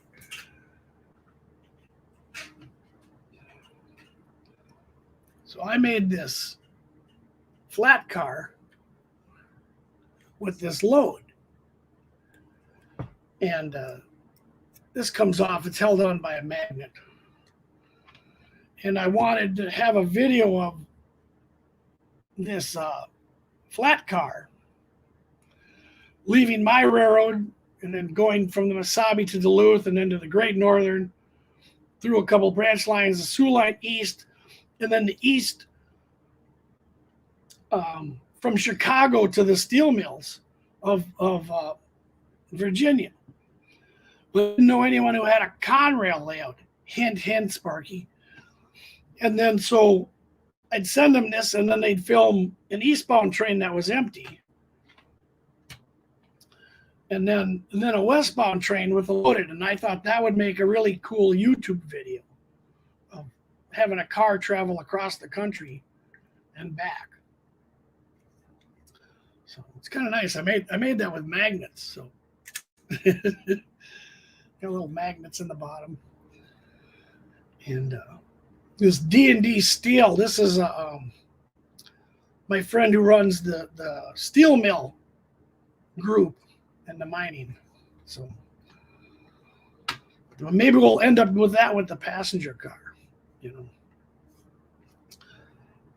Yes, I've seen that. I always like that.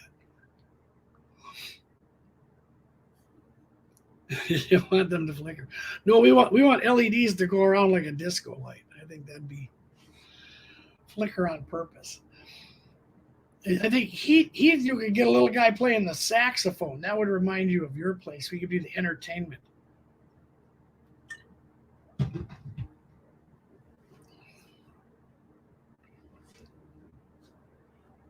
Do I have a favorite piece of rolling stock? No, because all my rolling stock is iron ore cars. All the freight cars go to other layouts, like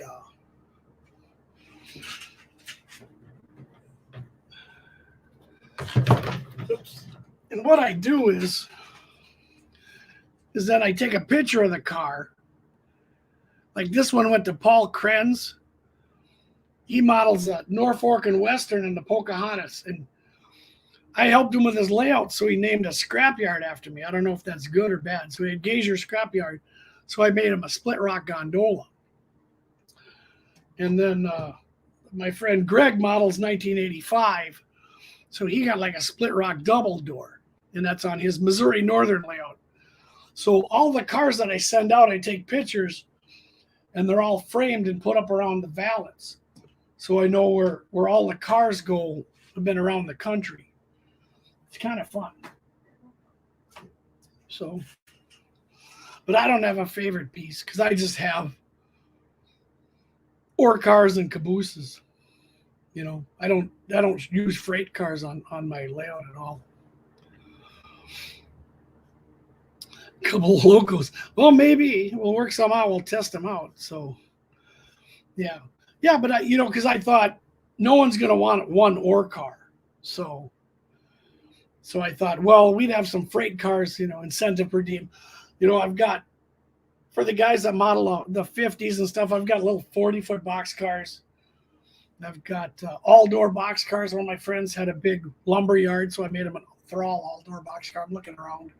A couple of 40-foot. I have made an N-scale car.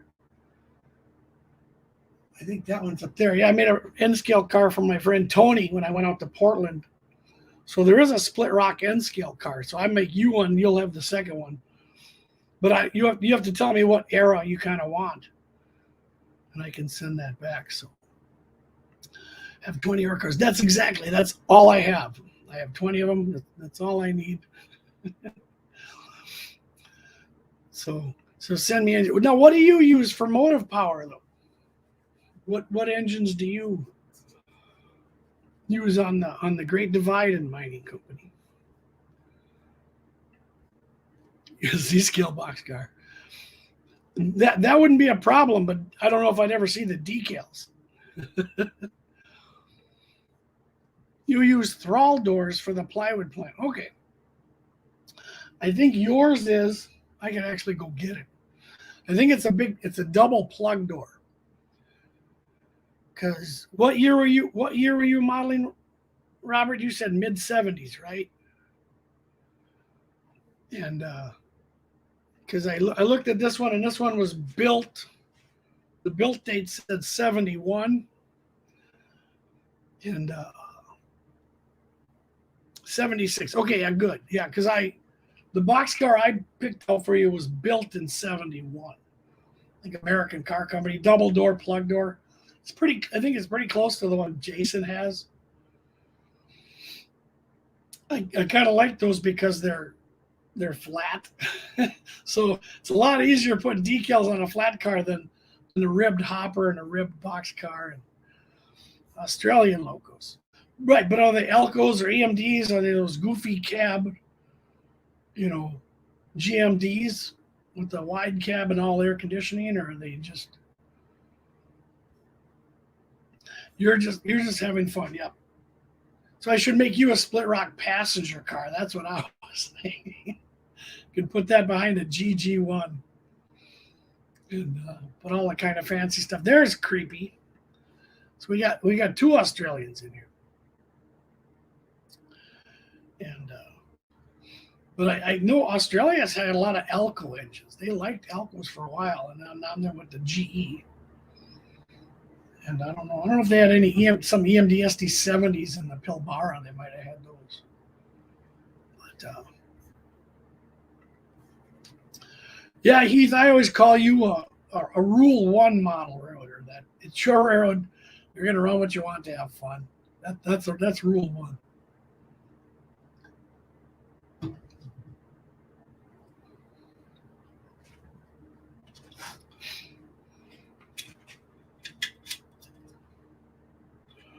Yeah, this passenger car will be fun. This will be something to do. EMDs and a couple of G's. You model modern then? Here we go. Somebody's gonna help me out here. I am. I figure this would be a good prep for Sparky stream. Right. Yeah, so we can put Sparky here and put you through the grill.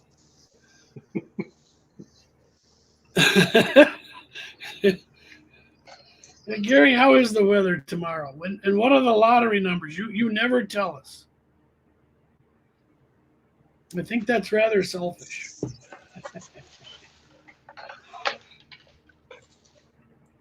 A circus car. I made one circus car. We made it as a joke on Fremo. Everybody had to make one car for the circus, and I had a flat car with a K on it and a big abominable snowman in there. Modern, some powers old. Okay. But you don't run any Australian passenger trains then, do you?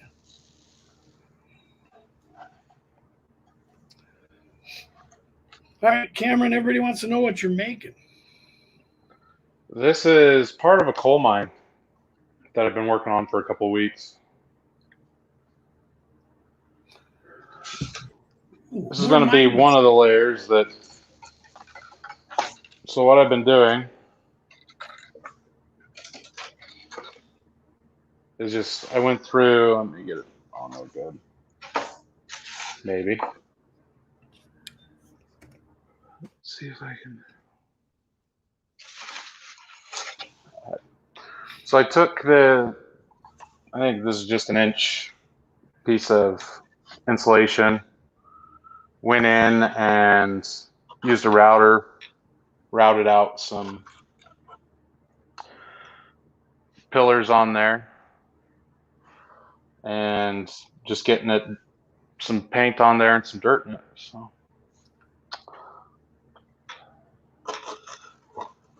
what are those though? The pillars? You said it's for a mining or?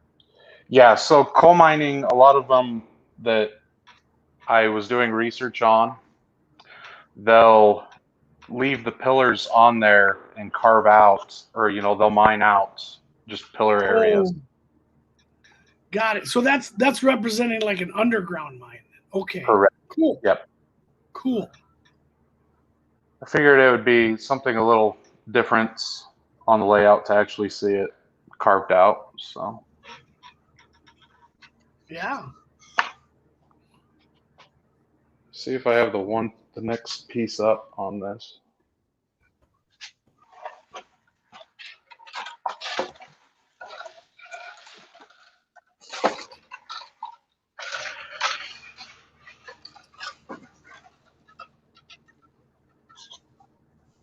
Yep.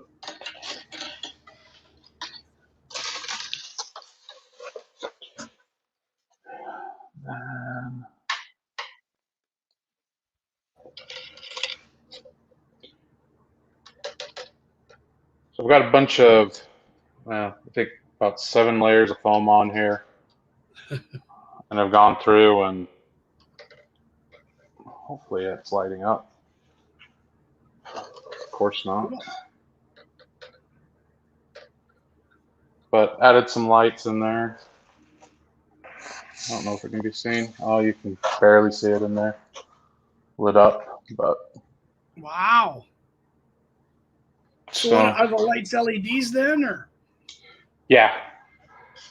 A couple of years back, I just bought a couple strands of lights from after Christmas sales. Let me see if I've got one. I don't have any others up here, but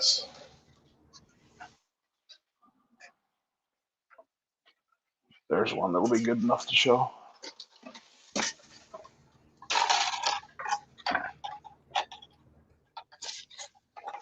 Maybe, anyway.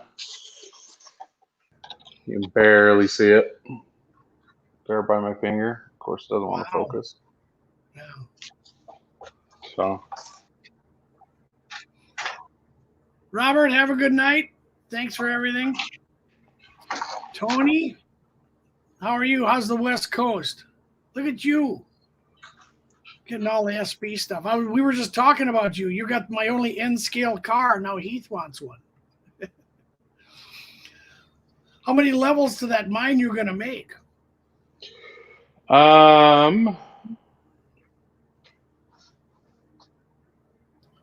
me count them out. They're all spread out, drying. So there's going to be 8 levels on it, to one extent or another. I only have a couple dug out, but figured it would be something that instead of just having a big mountain in the way, it actually is going to be so that this is the edge of the layout. So you'll actually see it coming in as you're walking into the layout room. It's kind of just down the aisleway. So. And where is this? What location are you modeling? Are you in like the typical West Virginia or? No, I'm loosely doing it off of Utah. Oh, okay? So West Coast digging. All right, cool. Yeah. So I don't know I don't know if it's too prototypical for Utah mines, but that's just the area that I'm loosely basing the layout off of. So I think they had every kind of mine. You know, I think out there they dig, and if they could open pit, they could. But if they could underground, they did it. You know, it's just. Yeah, so I know we have there's at least one active silver mine still. It's not terribly active, but there's silver, coal, there's a big open Kennecott that's copper. But yeah, there's pretty much everything you can, if it's out here, they're mining it. There's a guy on Model Road Hobbyist and YouTube that's like a historian of that Kennecott mine. He's got a layout in his basement, but he tells the story of the history of the Kennecott and Copper King mine. He's got amazing photos, and it's just fascinating. I've been out in that area twice, and it's just enormous. It's just I thought the ore mines in northern Minnesota were big. No, that pit is it's bigger than Rhode Island. It's just like. Well, and I knew some of the history because I actually know the channel you're talking about. I can't think of the name of it, but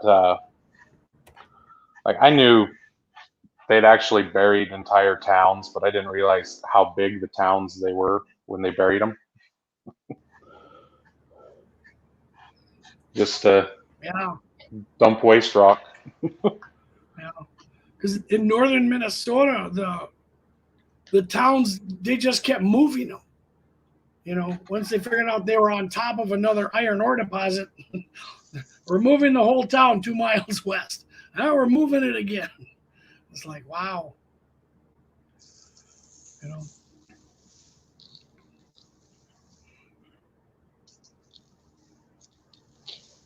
Yeah, so I figure I'll keep working on this.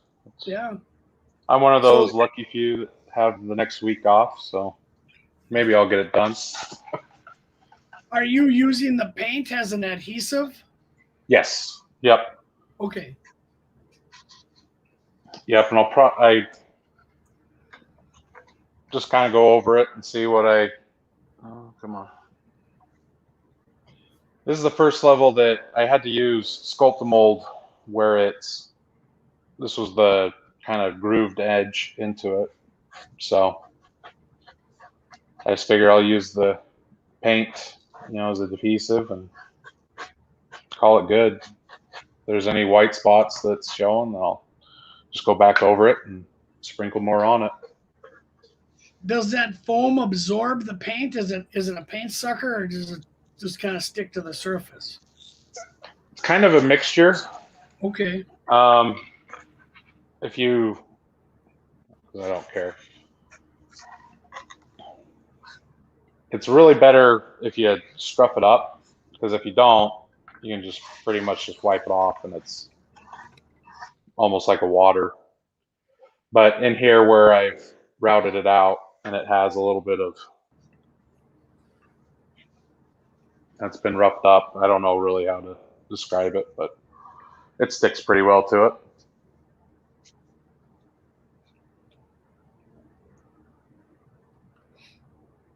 And it looks like you got the expensive dirt from your backyard there. So. Yeah, if you call my backyard Echo Canyon, but.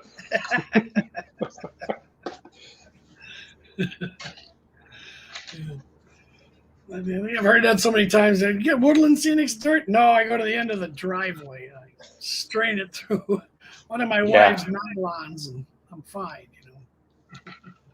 Well, let's see. I actually have that because I ended up having to rebake some of it, but I just bought cheap pan, filled them up, and then just have the different sieves that are. And that's all I did.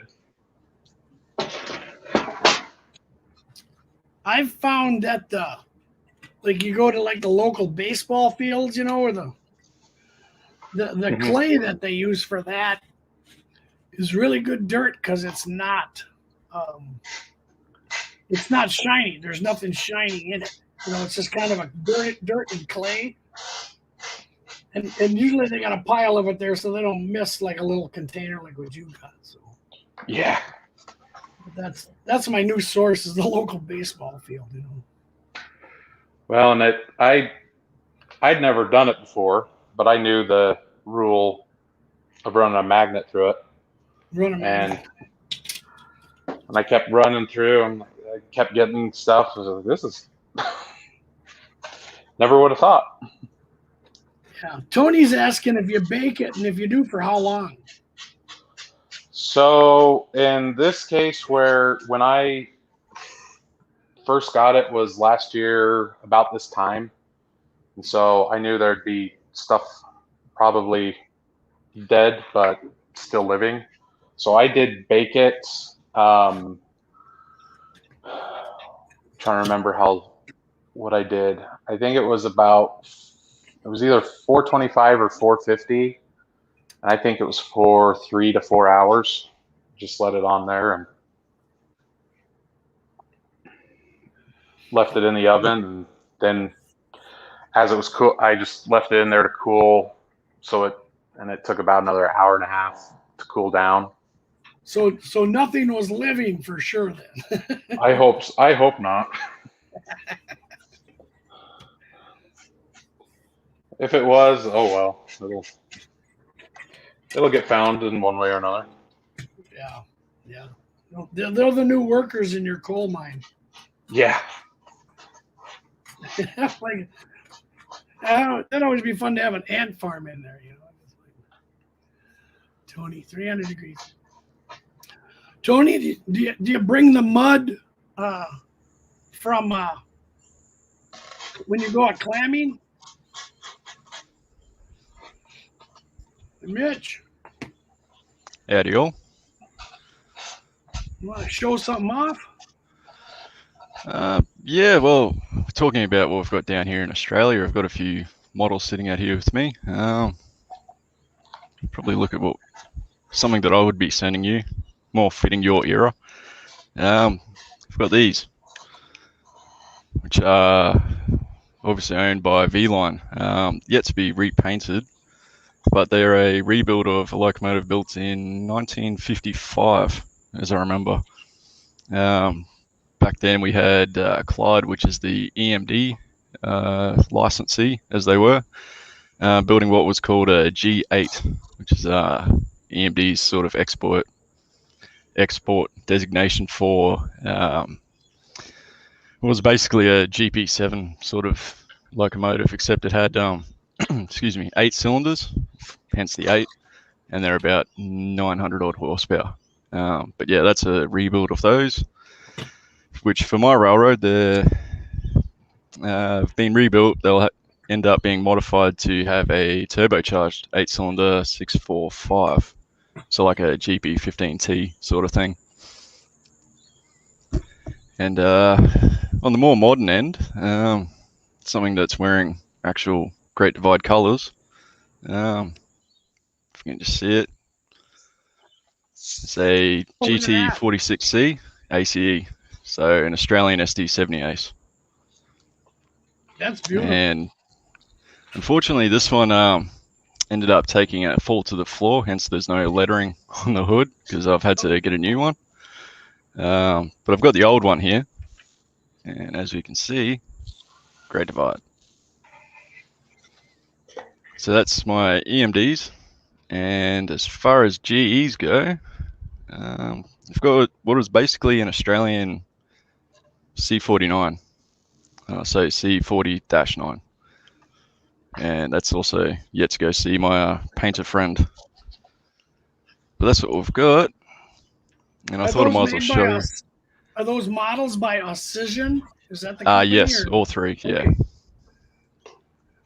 Now, were the prototypes built in Australia under lease?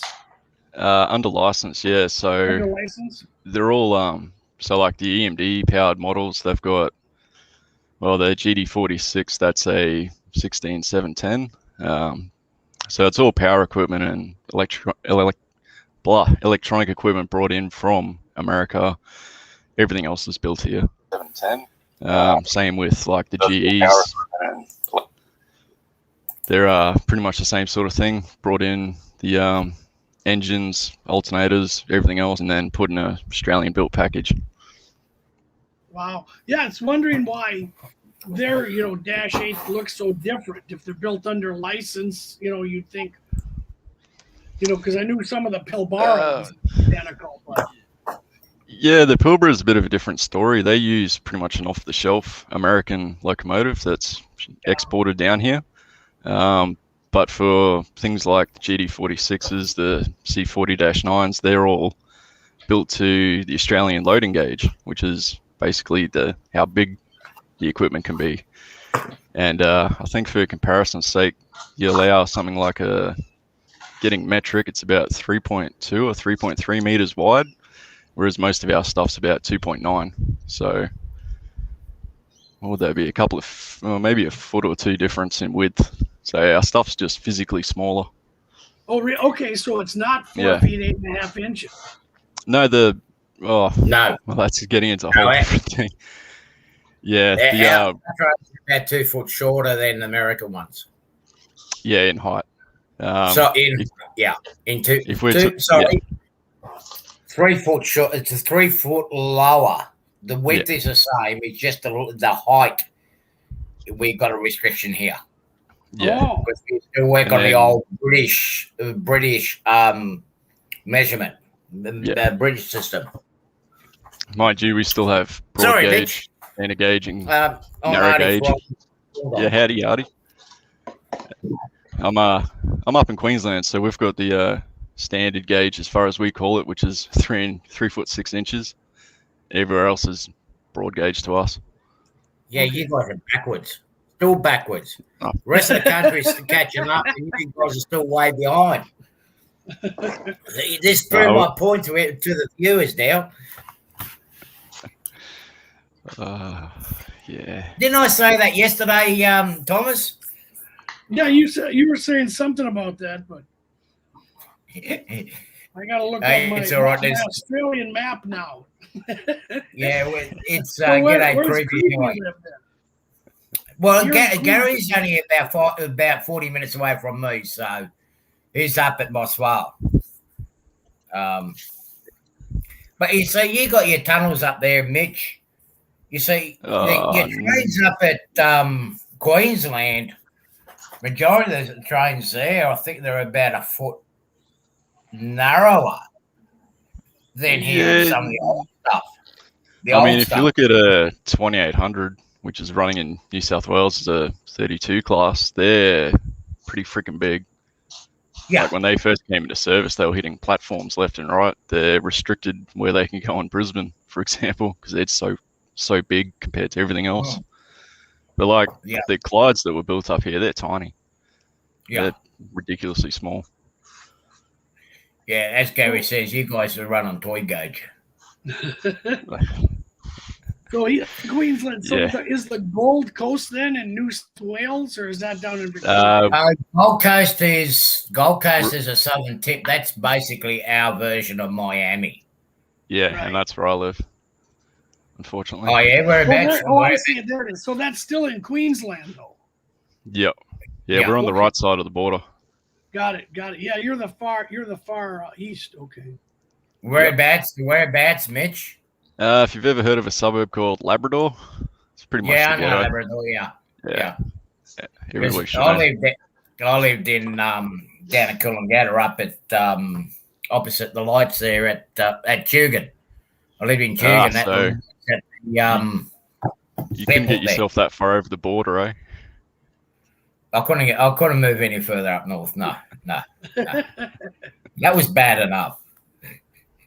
Oh, it's nice when you get further up. I mean, I was born in Mount Isa, and then I lived pretty much everywhere along the Great Northern Railway to Townsville, and that's a nice part of the state. But yeah, again, up there, up that end, yeah, that's nice up there. I've got to admit. Yeah. There's a location that I've got up there. It's called Hideaway Bay. Have you heard of it?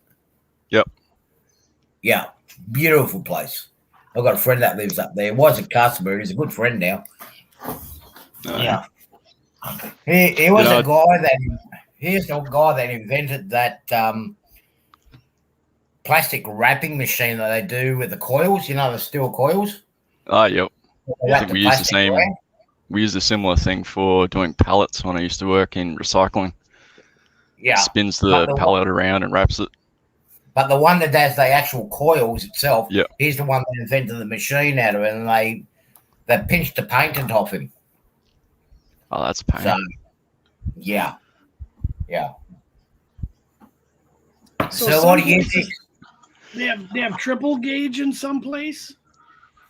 South Australia, I think, still has some bits of it. Peterborough still got the museum. They still run on 3-4 gauges. West Australia runs on just 2 gauges.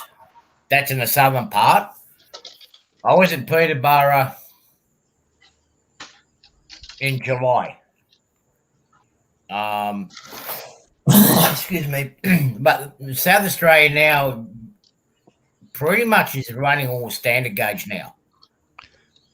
Yeah, it's only like the passenger trains around. They're converting basically everything over. Yeah. Because see, even the metro system and whatnot has all been converted over to standard gauge because it's a lot easier for them to buy things off the shelf. Mm. West Australia now, since Jenison, Wyoming, made a big mess over there. What they're doing over there is basically Jenison, Wyoming pretty much walked away from rather narrow gauge track over there. So whatever Pacific National is acquiring now, they're converting that all over to standard gauge now. Just so they can buy things straight off the shelf, basically. There's a lot of CBH grain that's still on, I think, southwestern and the northwestern sort of lines around like Geraldton and that. Horizon, I believe they still run ore trains up there too. To Geraldton on the narrow gauge. Yeah. But eventually they're gonna change over. The only states that's got to catch up is the eastern side of Victoria and Queensland. Basically from Melbourne Metro to the east and Queensland. Yeah. I mean, they're trying with inland rail. I think there was an idea to get it as far north as our Geraldton over here. I can see the fog from here. It's been pelting down here pretty bad, Gary. I don't know what it's like up your ways. We've been getting smashed the last hour here with rain. It's cloudy here. Nothing real serious though. Sunshine State and all. Raining one day and pouring down pissing down rain the next. Nah, it's only that weather we get brought up from New South Wales, really. It's the only problem with living on the Gold Coast.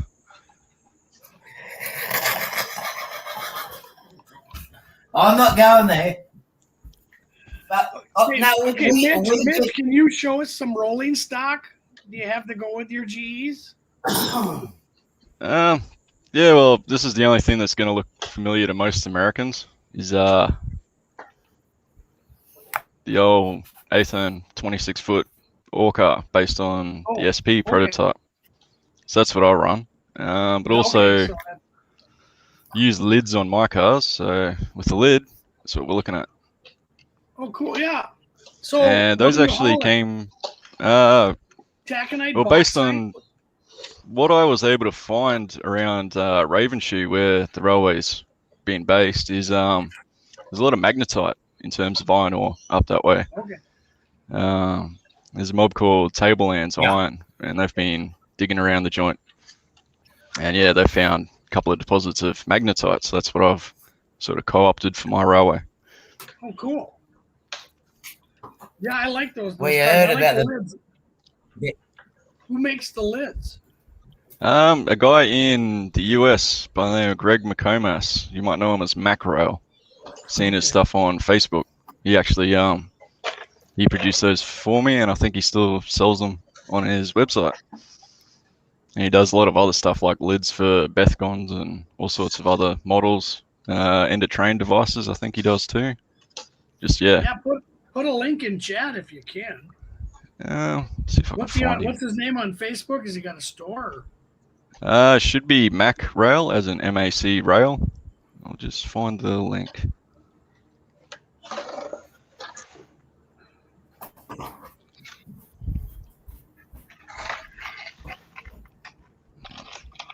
Copy paste.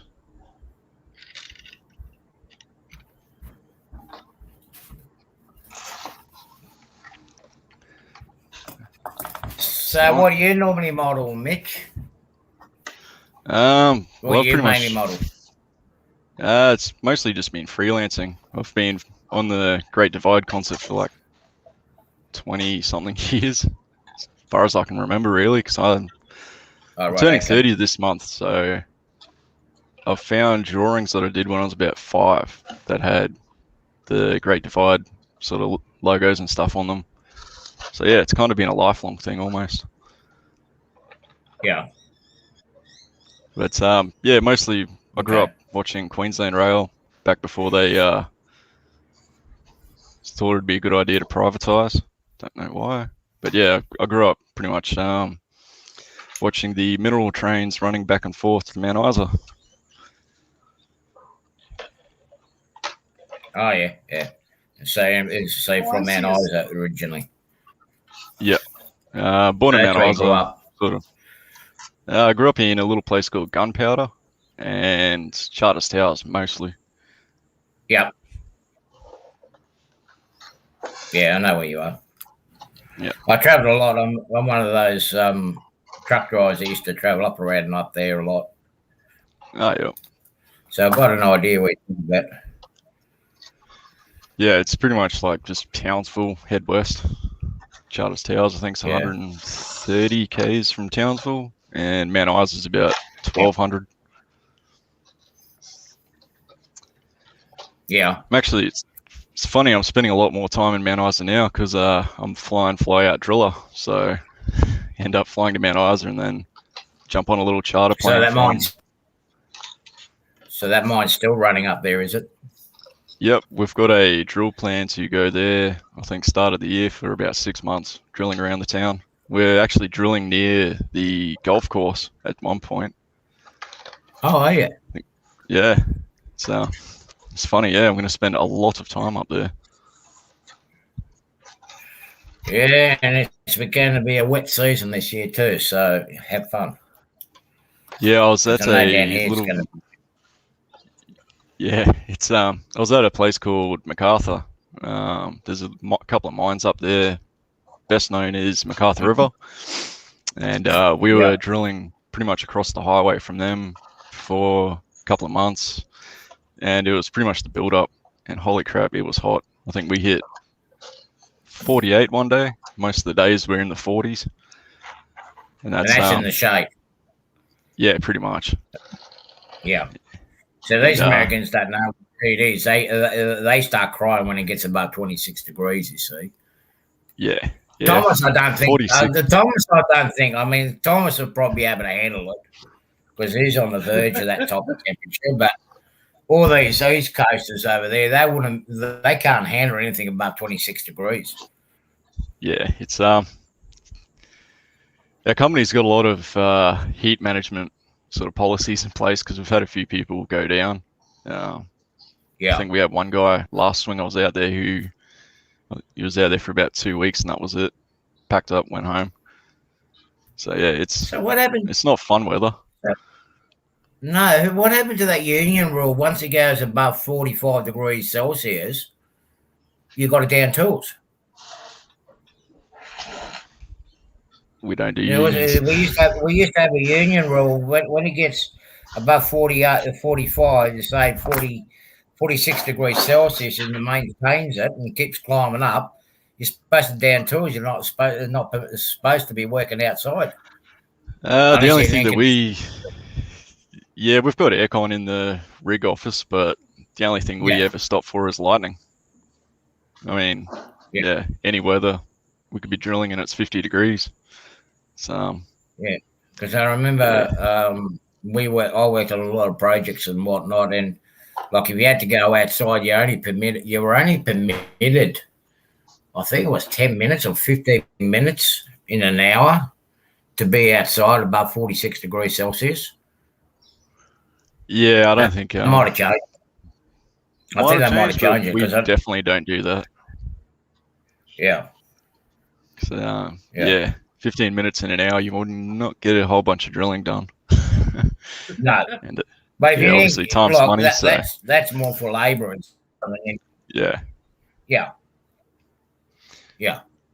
Yeah, I mean, like a lot of the time we can get into a good sort of rhythm. Like we call them like a drill cycle. So that's, you drill about either 3 or 6 meters. Once we hit the end of that, pull the tube, and then it's once the tube's shaken out and we've got the core out. This is diamond drilling. Once all that's done, and then we get started on another cycle, pretty much everybody goes back inside, sits in the aircon. Because she can get bloody hot. I think one of the guys ended up losing about 10 kilos over the month that he was out there. It might have been 20, just in water weight, simply sweating it out. So it always makes me laugh too when we do a crew change. One of the fat guys shows up. Oh, I shouldn't say fat. One of the larger people shows up, and you think, yeah, mate, you're gonna drop a lot of that while you're here. Oh yeah, that's why I loved it up there. I was a lot skinnier when I used to run up at the top end, than running down here because I lost all the body weight. I've got a bad problem with fluid retention. It's not from whatnot, and I just lose it out in sweat, especially while you're loading and unloading and whatnot. And you just lose it in body sweat. That's why I love it up there. Where we were at the site across from MacArthur River, it's a place called Bocco. It was one of those sort of places where you just go outside and you're drenched in sweat, just standing there. Yeah. It's ridiculous. What did you say it got up to 46 Celsius or what was that? 48 we hit one day. Most of the days were between 42 and 46. Wow, that's almost 120. That's touching 120. Yeah. And in the NT with the build up going on, it was hovering between about 80 to 90 something % humidity. So it was very warm. Very, very warm. Not a dry Nah, not at this time of the year. I mean, for about 6 months of the year in the territory, it's dry. The other 6 months, it's absolutely pissing it down. And hot. Well, see, if you look at the cycle now with the winters, the season cycles, you see our summer up the top end, where like from Mitch and up north is actually is classified as the wet season. Yeah. And the winter is the dry season. Yep. But the temperature So really ever this gets is when we below start about getting cyclones. 35. Yeah. Yeah. I think I was up there a while ago and we were on a cyclone watch, which is quite interesting. I think we ended up drilling maybe a few hours a day, mostly from lightning shutdowns. But yeah, it gets a bit wild, especially when we're actually doing a camp job. Have you lived through any cyclone? About 6. On the job? 6? Not on the job. They generally get us out before they actually hit. I mean, a donger will not survive a cyclone, let alone a caravan. Yeah. The thing, yeah. I was through about 2 of them when I lived in Townsville, and most of the others were living in Darwin. Got a few up there. Yeah. But yeah. Yeah. Sort of gets a bit wild weather. The worst cyclone that I had to deal with was Cyclone Bobby. Cyclone Bobby was the worst one I reckon we had in Australia. The bloody thing would follow us. It started at the top end, West Australia, north end of Pilbara, and we just managed to run away from it. And like to get to here, to give Thomas and Caboose a bit of an idea, for me to get from Port Hedland, from where the big engines are, the American engines are, you got to travel all down the west coast to the bottom and then drive across to come over to the east coast here. Well, Cyclone Bobby was following us all the way down and pretty much halfway across the Nullarbor. It literally followed us. That was the worst one to go. Geez, he'd done a lot of damage. Oh, yeah. I remember one hit while I was living in Darwin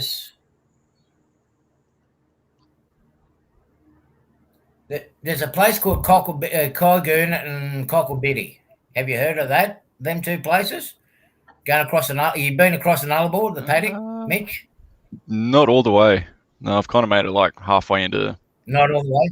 Shit, we'll get to about Cook. Oh, you're only close to Juno. Yeah. Cook. Yeah, that's... Well... It's more the South Australia side. Cocklebiddy is... it's in the West Australia side. It is as far...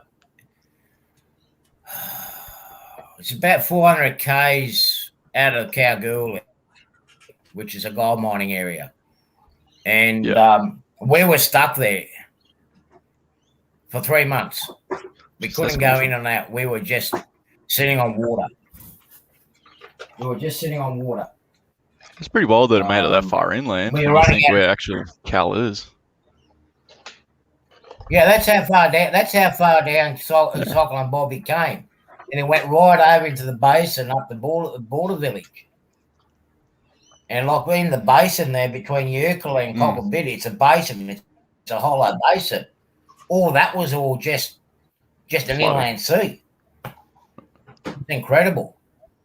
But you know how you got drivers, and even miners and whatnot. They have preferences of where they want to stop, and they have the food and whatnot.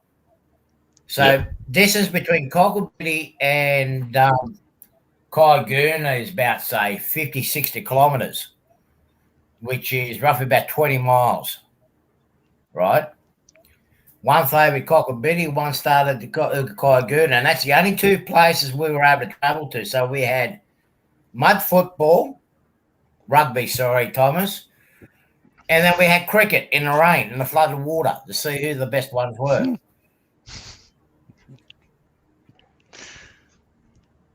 Yeah, creepy, Gary, 40,000 feet. Yeah, no problem. Good on him. Oh. So you got a layout, Mitch?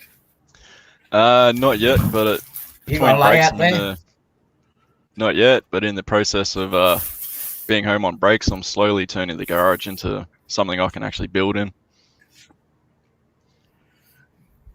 What was that? There was a club there at I think it's over at Mullendina, maybe. The Gold Coast Model Railway Club. yeah, there was another one. Yeah, I think so. They used to be down. It's just south of Tweed, up in the hill there, starting with C.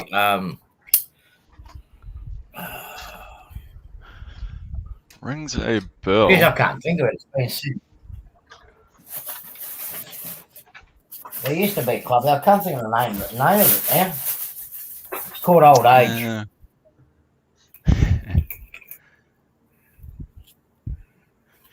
There's something interesting actually out that way you're talking about. It's towards Murwillumbah. There's a cafe that's got a couple of old trams for their actual seating areas. Yeah. Just can't remember exactly where it's called. I haven't been through Murwillumbah for a very long time now. It's pretty much the drive between Murwillumbah and the backside of Talabudgera. Head up that way and you pretty much find it. Yeah. Yeah, I haven't Well, really guys, had it's been fun. I need to. That mountain. I'm calling it. You taking off there? So there it is, at least all put together as of now. So it's a good Actually, that looks good. 9 inches.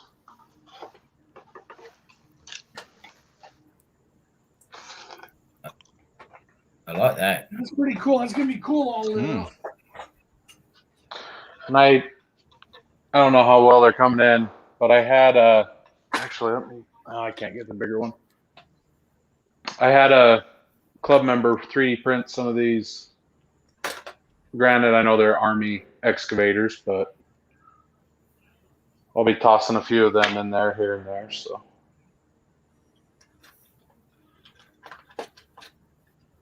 But that's how it is. Thanks for letting me come on. It was fun.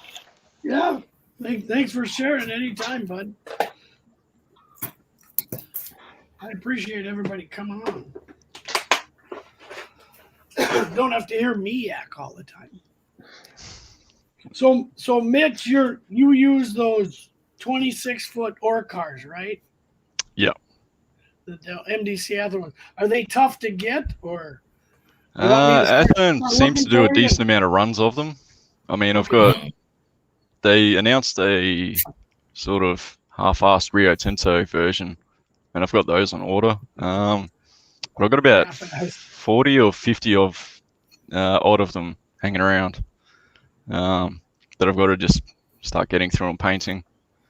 But yeah, they can be sort of hard to find between runs, but I've usually just waited for runs to come along so I can buy some. Because I've got some lettered for Conrail, some Union Pacific, some actual SP cars, and I actually did end up picking up some of the Bowser cars too, the Pennsylvania G39s, I believe they are. Yeah. But they're just a little bit of a different shape to these, so I've got to figure out a use for them. I've got about 6 to 10 of those hanging around. So you have to get them from the U.S. or does the local somewhere hobby shops, if there are something, have those? I've pretty much got all mine from the US. I can't really find anyone local that sells them, or if they do, it's just been at a bad time where I really just haven't had the money for it. Right. So yeah. What was that guy up in Brisbane? That guy up in Brisbane. Geez, I can't remember. He was getting up there at Garden City, near Garden City there. I can't remember what he called himself. I don't think he's there anymore. Actually, he did specialize in American stuff. Yeah, it rings a bell, the shop you're talking about. I just don't think he's actually there anymore. The only one I really remember is I think it's like Aurora Trains and what's it? Austral Modelcraft. I believe it's the other one. That's the one, Austral Modelcraft. That's yeah. what I was thinking. I'm just not entirely sure if they've actually still got a shop. They might do, and I might be talking absolutely out my asshole, but Yeah. Well, they were only open like 3 days a week, 3-4 days a week, Yeah. and they were Some of they were affiliated with a club at Holland Park there under the Yeah. Lawn Bowl Centre. They had a club room underneath there, and it was funny because first went in there. That's when I learned about NRMA standards and whatnot, because that club there were very specific. Like, you had to you basically used to have to, when you come into the club, you used to have to basically register and log in your train that you come in with, and that's the number you're going to use on the DCC system. But if somebody else, it somehow was, it sounds stupid, but in some ways it actually worked out good, because if someone else came in with the same road number, the DCC, they wouldn't be able to use it, because you know what happens when you got two trains running on the same app. Yeah, we do that at So Primo. reasonably, You know. yeah. So there was logic in their madness, but when they had to be, but then you had to weigh your cars in and everything else. It's like, no, that's not for me. I don't have time to fiddle around my carriages like that. Yeah, it's almost gone too far. I mean, locos, yeah, but having to weigh everything, I don't know. What have they got? Axle loads they've got to worry about? Kind of, yeah, it doesn't make sense there. Well, it's standards. No. They just want things to stay on the track. That's what they, Well, yeah, which you gotta have the right wheels and this and that. Which isn't bad. It makes you improve your cars, but sometimes it's a pain. So yeah, it gets a bit too far. And then the way they had it, like, you had to register what you bring in with what car numbers you had to, what car numbers you brought in. And again, if someone else brought in the same numbers, basically you couldn't run it. That's going too far with cars. Yeah, no, I'd agree with that. I mean, half the stuff that I'd have probably wouldn't even have numbers. Well, a lot of my old Australian stuff that I've got, because I model the South Coast line here at Wollongong, between Wollongong and Sydney, and a lot of the era I'm running is between 68 and right when they started doing the candy era, which is about 85, 86. Yeah. And before the standard lettering system that we came in, that was in the 69, 70, around about that period, a lot of my Australian stuff don't even have numbers on them. Yeah, so how would you log that into their system? Exactly. Yeah. And of course, they were Union Pacific guys, and it was like, you can only run Union Pacific on this layout. You can't run anything else on this layout. Yeah, I think I might avoid that if I ever find them. Hey? I think I might be avoiding them if I ever find them. Yeah. So Kindra. I got a question, and I don't know if I'll get dirty looks or whatever. Maybe Creeper will know. Do either of you three, and I'm asking Creeper this too, know an Australian modeler who goes by the name The Professor? No, doesn't ring a bell for me, sorry. Does it? Professor. He's always on Tom Barbalet's podcast, and he's model around hobbies for us. He does all these. He used to run the Australian National N-Scale Convention, but yeah, he goes by the name The Professor, and Professor Keisler, whatever. And you guys have never heard of him? Okay. He's kind of infamous here. He's kind of infamous here. You either love him or hate him, but yeah, he's our.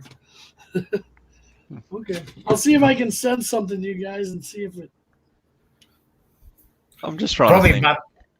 Probably bumped into him at one of the train shows. Yeah. Yeah. But what he looks like or whatnot, who knows? But then again, we've forgotten what everyone looks like because we haven't had a train show here for nearly 2 years. I think, hang on, Mitch has. No. Didn't you guys have a train show there at Brisbane? Yeah, they did it at Early in the Brisbane, but year? I was away, so I wasn't actually able to go. I was too busy drilling away in the north of our country. They always seem to plan these things when I'm not home. Yeah. Creepy doesn't know either. That's okay. I get the same problem, especially when I go home to the US and I want to go and take some photos of the CSX trains, and they seem to all disappear down in my area. They don't seem to run, but as soon as I get back here, there they are running. Yeah. There are a few that are a bit. There are a few over here, Thomas, that are a bit outy duty. And you find most of them at the exhibitions, that's for sure. All the time. We got one of them in my club. Yeah. And it's like, hey, what on earth are you thinking of? Yeah. I'm guessing you've probably heard of Zane. Seems to frequent a lot of the Facebook groups. Yeah. I think he's prime example. Yeah. I don't know everything. I don't know what I experience, but somebody will know more than what I do. So it's a learning curve. Exactly. We learn something new every day. You know? We learn something new every day. Mm. You try to, if somebody is a good teacher or a good mentor, Yeah. It's pretty much the same thing that I look at work. If I'm working away and then like one of the older guys who's got a lot more experience than I do comes along and says, nah, he should probably be doing it this way, I'm likely going to listen. Yeah. Because it's like, I obviously don't know everything. And there's a lot of people that kind of are closer to that. You're in the excavation business, Mitch. Drilling. One thing you should do, that's still the excavation business. You're still excavating. You're drilling. You're still doing some sort of excavation. Okay. Close enough, yeah, I guess. But, okay. You are going into the dirt. So the thing is, what you got to take heed of is when someone comes up and tells you that there's certain things in this area that you got to watch out for, don't ignore them, because they'll know the area better than what you do and what is written on the plans. I've come across this twice so far. Once when I worked at the local steelworks, what they've done at the old number one works, Creepy will know the number one works there, Creepy. What they've done is they have those big gantry cranes, big old shed, but what they've done is that all they've done was cut the steel girders down, left the concrete footing in there, and buried it with slag, because they've got plenty of slag there to use to cover it.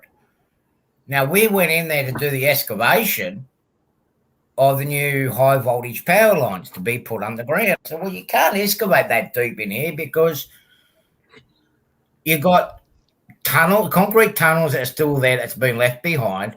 You got stanchion and footings in here. I had an engineer come up and tell me, oh, you don't know what you're talking about. It's not on the drawings. It's all been gone and go. It hasn't been. I was here when we were doing the demolition. It's still there. Oh, you don't know what you're talking about. Okay. We never finished the job because we kept on hitting the foundations and the tunnels and everything else. They're like, where's all this going? I go, well, now you're asking me. There's also a lot of power lines here too that you want to find. Oh, no. All right. I hit a live power line all right and it shorted out half the steelworks on the number one works area. Yeah, it's a lot of that underground stuff. It's definitely one thing we're looking out for especially when we get back to Mount Isa and drill around there, because there's who knows what going on under that place. Yeah, and there's a lot of stuff that's never been put Yeah. on pen and paper. We were doing another spot on the roadworks on the main road, and we were milling the top of the road. And I was saying to the road engineer, you don't want to dig too deep because you're going to hit tunnels through here. Have you surveyed it? No, she'll be right. And they go, you've got tunnels under here because you used to have part of the old works and whatnot. They had a tunnel system going underneath this road here. They hit a plate, and you know those big milling machines that do that mill the asphalt off. It ripped the tooth off the drums, even the lugs that's on the actual thing. It ripped them off, and it's like plenty of overtime here, guys. Let's sit back and watch the fireworks. They just picked up the plate, and he just ripped it all up and tangled all up inside of it. And it was a lot of fun because they had to clear the road up for peak hour, didn't they? The machine was still there during peak hour. Nothing like a good road crew. But for the model railroading thing of that, we just had a chat on our little podcast about that. We talked about experience, and you'll tell somebody not experienced as you is like, take this and don't do this. And then they look at you funny, and then you can always say, ask me how I know. The reason I'm a better modeler is I have more stuff in my trash can, and you have to look at it that way. I've wrecked 10 things, and now I've learned. So ask me how I know not to do that or not to drill this or not, So yeah, it's always nice to find a mentor in modeling, and somebody who's been through it. Okay, how did you do this? How did you make that scenery? How did you build that ore car? How did you do? Because this isn't a big hobby of secrets, But like you said, the club, you got to run Union Pacific. And I'm like, if you're in an area where you can only have so many guys, why limit what they can run or what they can do? If you want to have Union Pacific Day, have Union Pacific Day. But holy cow, let the guy run his Conrail or his Hammersley iron or whatever he wants to do. Well, we had the one that I think it is the oldest club in Australia, which is the Sydney Model Railway Society in Sydney, which is at Arncliffe Station. If you ever come down, Mitch, down this way, they're worth checking out. The clubhouse is on platform 2 at Arncliffe Station. They meet Monday nights. That started in 19... Is that down towards Wollongong way? Yeah. Or is it proper? It's not far from the airport. You can see the airport bay from there. Because I used to live in Sydney for about a year, and I visited a couple of clubs there, but I don't remember going to that one. Yeah, that one only meets on Monday nights. Now, usually they run the same prototype, right? Yeah. And then on the 4th week of every month, they'd have a special run day. Say, right, this month we're going to have American trains, or we're going to have British trains, or we're going to have a mixture of anything. And when there's Olympics or something like that on, then they do a different one where we do challenges. And they have a good, and that's not a bad challenge. We have the luge, right? We start at the highest point of the layout, and we see how far our rolling stock can go down the hill without coming off the track. One. It is a good one because it actually teaches you how to free roll your rolling stock. I'm not gonna say how big the layout. It's a huge layout, and That's one. That's one of the main contests, and everyone goes. Then you got the heavy lift, which is basically going up I think a 2% grade, and see how much weight you can pull and whatnot behind your actual engine. Again, that goes to show your modelling skills and how good you are in tuning up your engines and your rolling stock. And then you have the I'm just trying to think of the name of it. It was like a relay race. But what happens is you're at one control and you have a partner that does your switching at the other side of the layout, and it's a switching contest. You got to drop off X amount of carriages, pick up X amount of carriages, and bring it back, and see who can do that the fastest. That was a good one. So that's That sort of was a like, good one. yeah, see how well you can operate and problem solve. Yeah. Well, that's good. But you just want to have a good teammate, and hopefully he doesn't get distracted by a nice looking blonde coming off the passenger train at the station.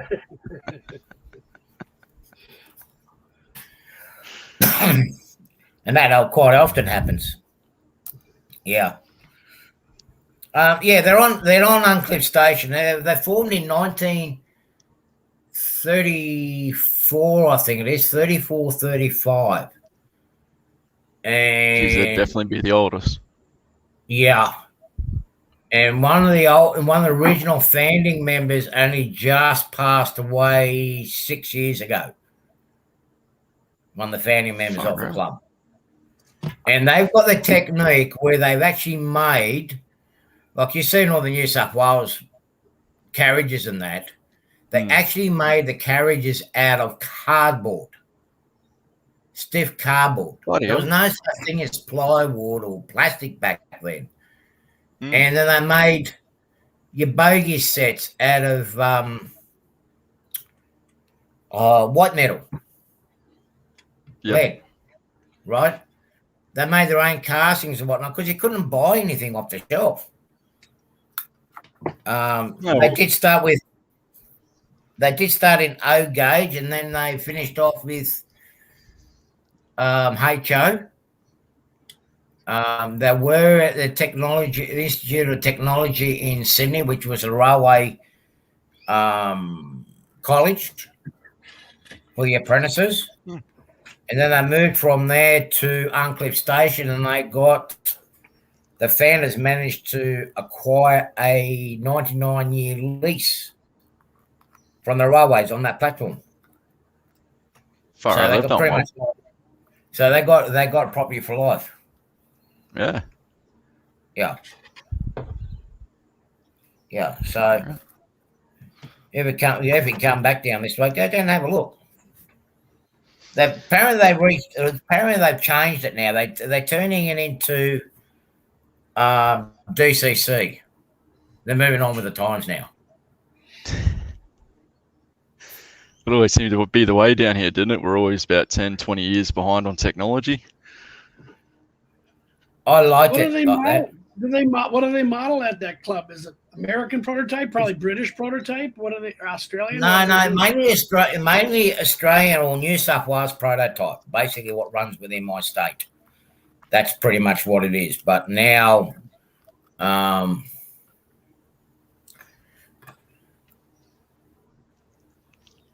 is that the one with? What's that? They pretty much run.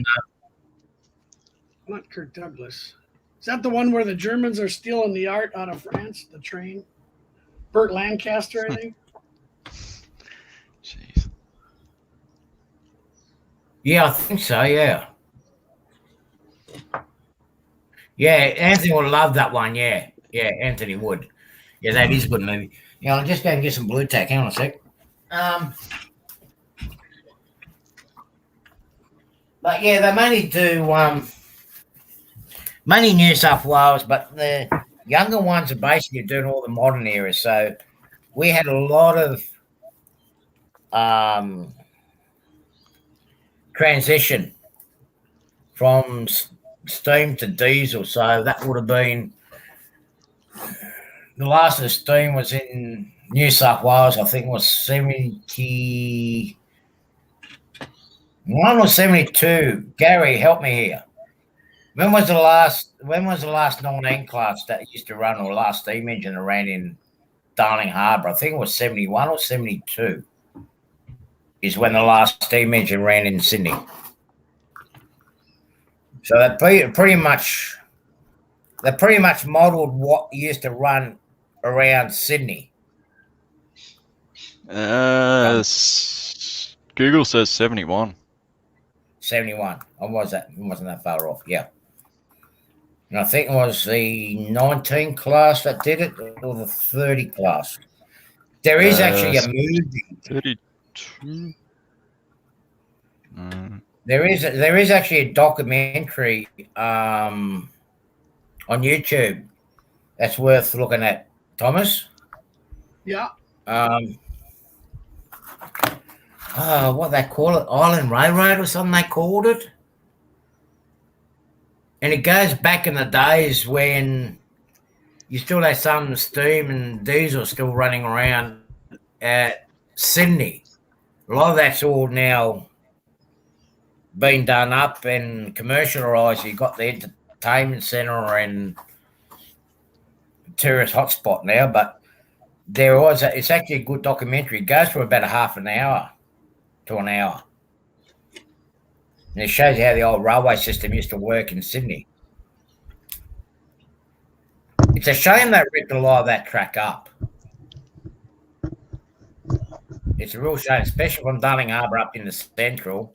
They should have kept that line going, at least for the new trams.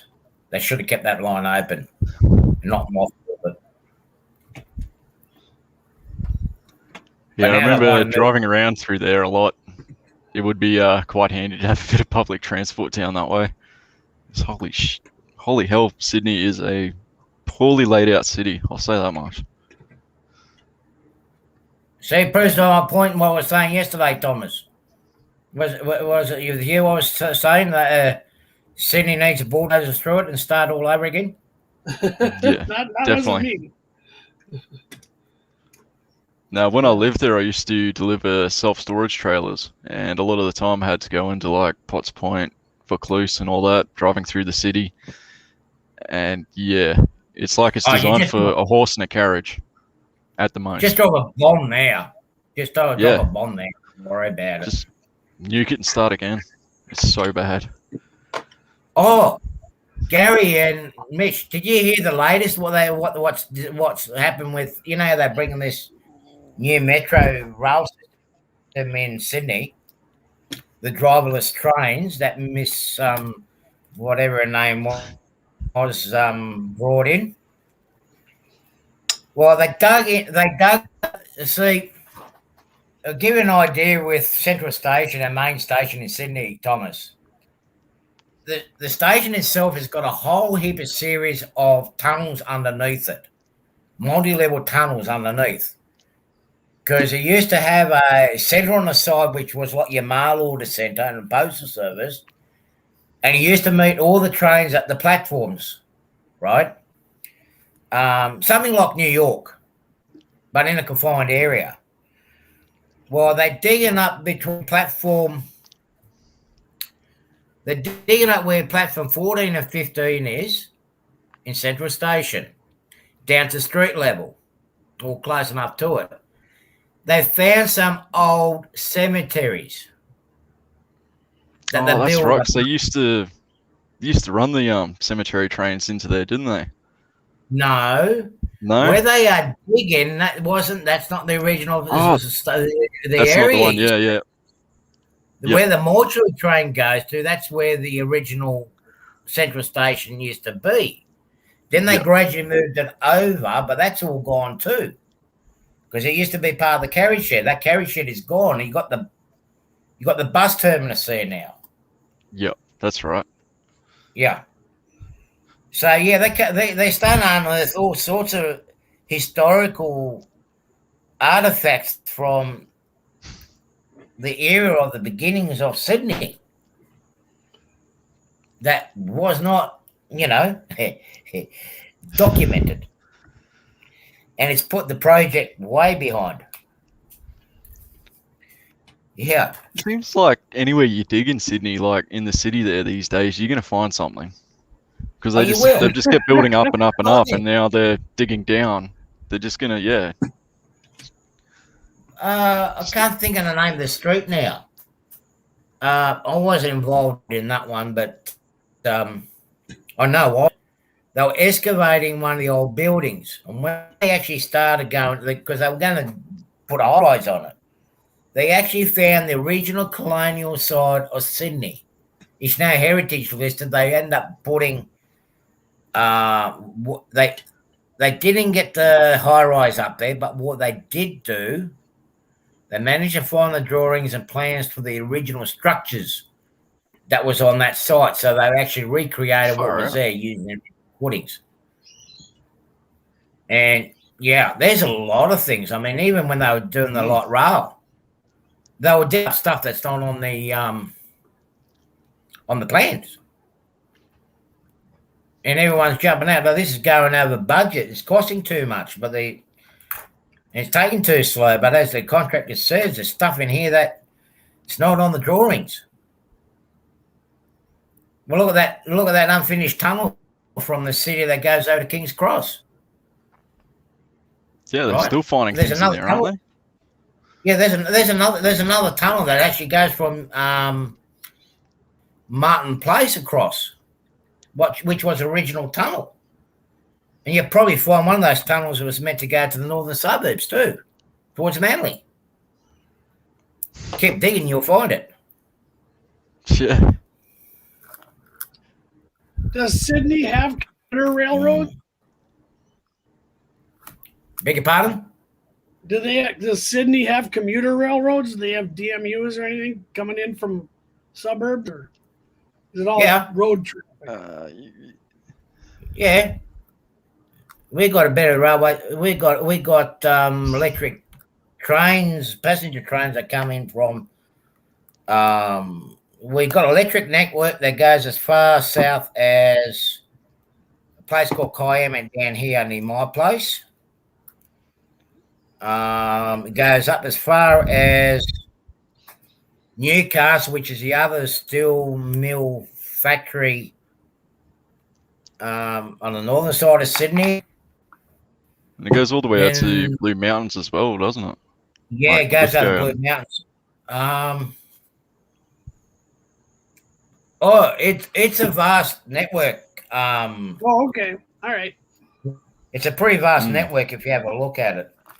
I might do something in one of my live stream shows when I can't model. I might do that.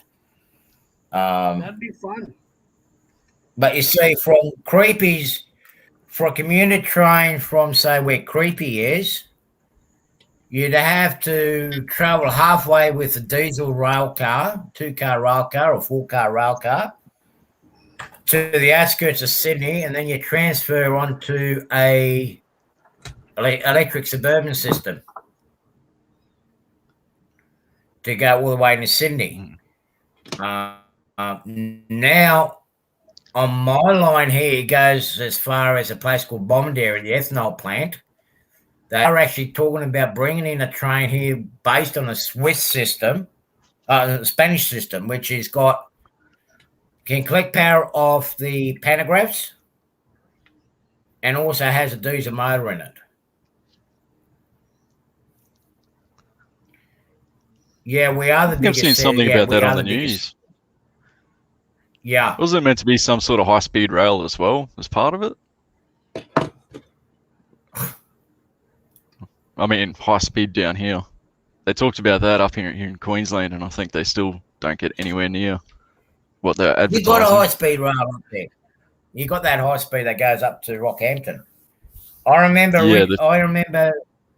remember tendering for the original high-speed rail in 87 that went from to Melbourne, right? We got as far as signing the tenders for it. I was going to work between a section between Cooma and the Victorian border. But the greenies knocked that off. All these tree huggers knocked that out of the ballpark. And ever since then, it has not eventuated again. There's constant studies and everything else going on, but will it ever happen? No. I doubt it very much because not in this country. Likely not in my lifetime. It's quicker to travel by air. No, it won't. Because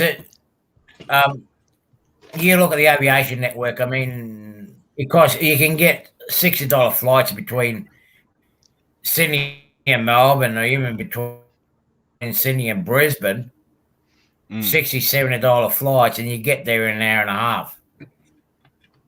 You know, it's not. It really is not feasible to put a high-speed rail system here. Right. I know one guy that's worked on the project and doing the studies, and even he said that, it's not feasible. Yeah, to replace the XBT, that needs to be done because you still got a lot of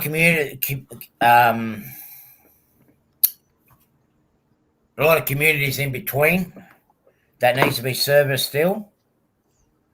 A lot of that's all been put on buses now anyway.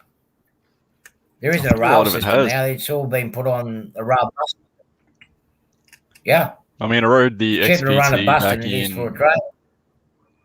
Yeah, I rode the XPT back in 2007, and I think for the first part of the journey from Brisbane to Casino, I actually had to take a bus because you couldn't get up to the actual Brisbane or Broma Street as it is. And it's like, So there you go, Thomas. Sorry. So there you go, Thomas. Creepy says 70 million people per year our network carries. Wow. Yeah, it's funny how Sydney works. Everybody seems to end up there, but they forget the rest of the country's here. Yeah. Well, look at what Bob Caddar says. Your fellow politician up there in... he says it as it is. He's the best politician. He needs to be the Australian Prime Minister. Oh, if you listen to him closely. I've met his brother, and they're a bit of a wild bunch. Back to trade. I just mean as people. Look, I like what he says because he's a Mount Isa boy. He's a country boy. And as he says, there's more to Australia, more to a state than Brisbane, Sydney, Melbourne, and Perth. Well, you can count Perth and Darwin. Absolutely. But it's more to Australia than what there is in Brisbane, Sydney, and Melbourne. 3 main cities, right? The guys that are in at the moment, and everybody else forgets about the rest of the country. You forget about where the food is coming from. You forget where all the raw materials come from. Everyone's forgotten, but let's put everything into the city. No. Yeah, I think out of the state budget, or if you're in Newcastle, whoever the government is at the time, Brisbane gets like 70% of the budget for the whole state, and they're like this tiny little bit down the bottom. Whereas like you've still got like Townsville. That's a relatively large sort of town. You got the rest of regional Queensland, and they get none of it when they produce most of the actual money for it. He is an idiot, Gary, but he's talking. He is an idiot, but he's talking sense. You have a look. You have a look where all that tax dollars came in from in Queensland. It didn't come from Brisbane. It came up from your neck of the woods, up at the mines. That's what brought all the money in. I don't care what country, and the discussion's the same. Yeah. So, Mitch, we'll get back to this. Do you have a paint scheme then for your line, or no? Or you got design? Yeah, it's the blue and white. Okay, so it is blue and white. Yep. It's basically the sporting colours of a bit of light. Sporting colours of North Queensland. Oh, okay. Is what I've gone with. Yeah. Because isn't that? Hang on a minute. Hang on. Whoa. Give me another look at those colours. Didn't Hang on. BHP have that? Or? Yeah, they No, did, but I didn't look at it that. Okay. Artie will So- pick this up pretty quick. You'll see how lazy I've been too. I'll show you. I'll show you the long hood again. Thank you, Creepy. Okay, wait. I'm gonna enlarge you here so I can see it here. Okay, so it That's says the long Great hood. Divide. Well, Yep. Black there with is a two white issues stripe. with that engine. Wait, Oh, one sec. no. There is two issues. You'll Now, see, and that's And with the yeah, yellow you're trim. cheating. You're cheating on that part. And if you're a Queenslander, you're using the wrong colour. Especially you, at the state of origin, are going to go for New South Wales since Oh, you no. kept wearing blue. oh no. Well, if you're going to be Queenslander, that should have been maroon. Mm, not from my neck of the woods. Yeah. As I find with a lot of the Queensland rugby team, the Queensland Country rugby team, and North Queensland Rugby League, they're blue and white. I think we were using that before New South Wales took on blue, because weren't you lot like some other colour? I think blue and maroon's kind of a modern thing, to be honest. I can't remember, to be honest. I Yeah. think already followed it. I was just that became And, too popular when he went to Super League and whatnot, and I just lost no interest in it. Became too political. Where do you Even get like your soccer, I just decals lost from? interest in it. Who made your decals? I got those from Circus City. Found the guy on nice. Okay. Facebook. Yeah, quick turnaround and surprisingly fast shipping from the US. I don't know how he did it. Yeah. I know Bill Brillinger does that too out of Canada. He's really sharp and fast. And Yeah, there's a few guys that just ridiculously fast. Like I sent him the idea of what I wanted, the font and about the size of everything I needed, and that afternoon he sends me an email back. All right, art's done. Do you want this? I was like, yep, fire away. yeah, Prints here's it the out, sends proof. it to me in about a week or two, I think it was later. I got the finished decals. So, I yeah, need to get someone. that side's. I need some. I've got to get someone to do my decals for my railroad. So- I got so put what onto year another was guy Great- down here that I might be able Huh? to find. And Well, I do have a Great friend. Divide, a modern railroad then? Or? yeah, mine's pretty much like Utah belt style. I've gone pretty much. Well, what It's year? always in the present. Oh, always in the present. Okay. Yeah.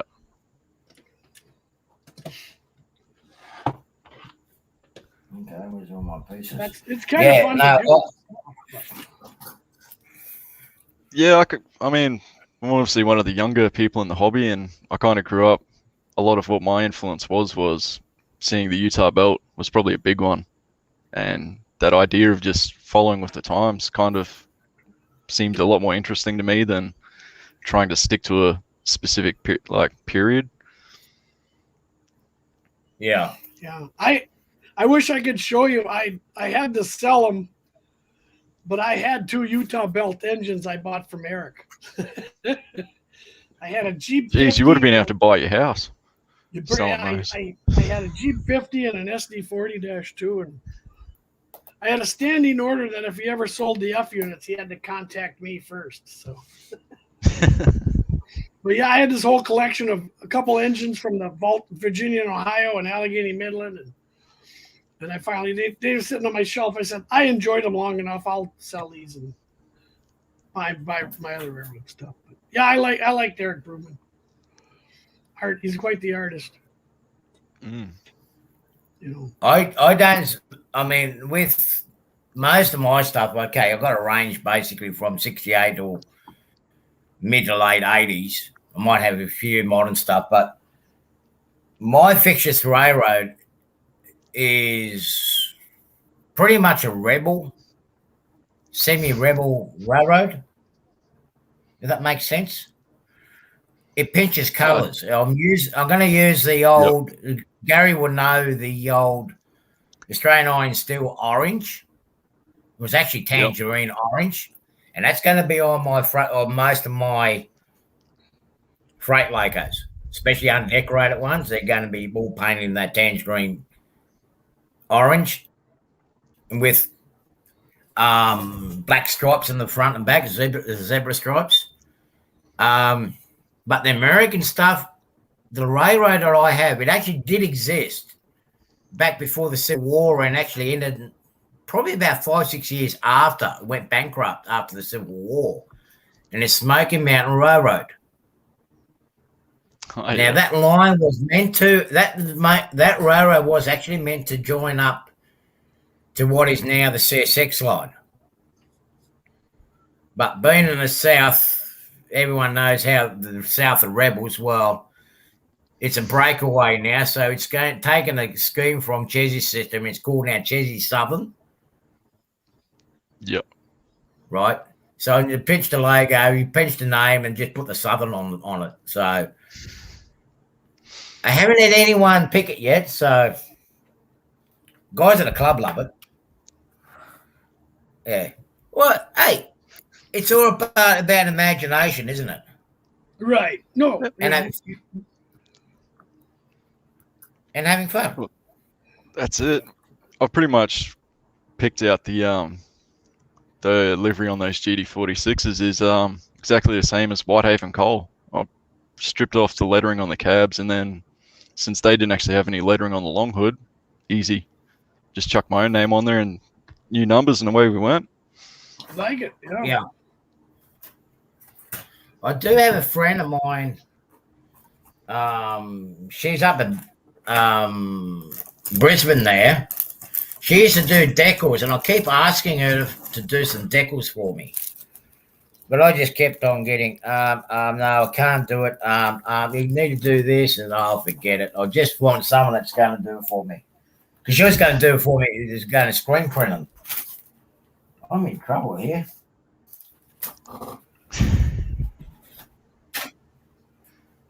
I'm doing my milk bar, the Walker's kit. That's my milk bar and post office kit. And I'm going to be putting the lights in it. I'm cheating. I'm not doing the full interior at the moment. That's going to have to wait till after surgery. But yeah, I'm doing the lights in it, and I do have the front porch roof sheeting here somewhere, and I just got to find it and put it in its place and hook the wiring up, and it's going to hopefully work. Well, that's the theory. Well, everything else is working so far. Everything else is working so far. I buried my wallet. I buried my wallet in this table here last night, and I went looking for it today, and I couldn't find my wallet. And I was freaking out. Now, where on earth did I lose it? It's like losing the wallet in Redfern. Redfern is like... that could go a lot of ways. Yeah. Been to Redfern a couple of times. Don't really want to go back. It's like losing your wallet in the middle of Queens. Yeah, you can wave goodbye to it. So if you're going to do a layout, Mitch, where are you going to base your scenery on? Or are you just going to make it up as it goes? Well, I've picked out pretty much Raven Shoes up where the mine is, if you know northern Queensland, and Port is down in a little place called Marillion, which back in the day there was actually picked as one of the 3 routes they were going to choose for the railway that ended up going up to Coranda. So I thought, yep, that sounds like a plausible idea. Instead of the government building it, we did, so we could go mining iron ore and drag some copper out of the joint. So yeah, it'll sort of start off as the nice coastal sort of tablelands, flat plains and that sort of thing, bit of sugarcane, and then off into the nice lush mountains as it goes up to Ravenshoe. I like it. I like that.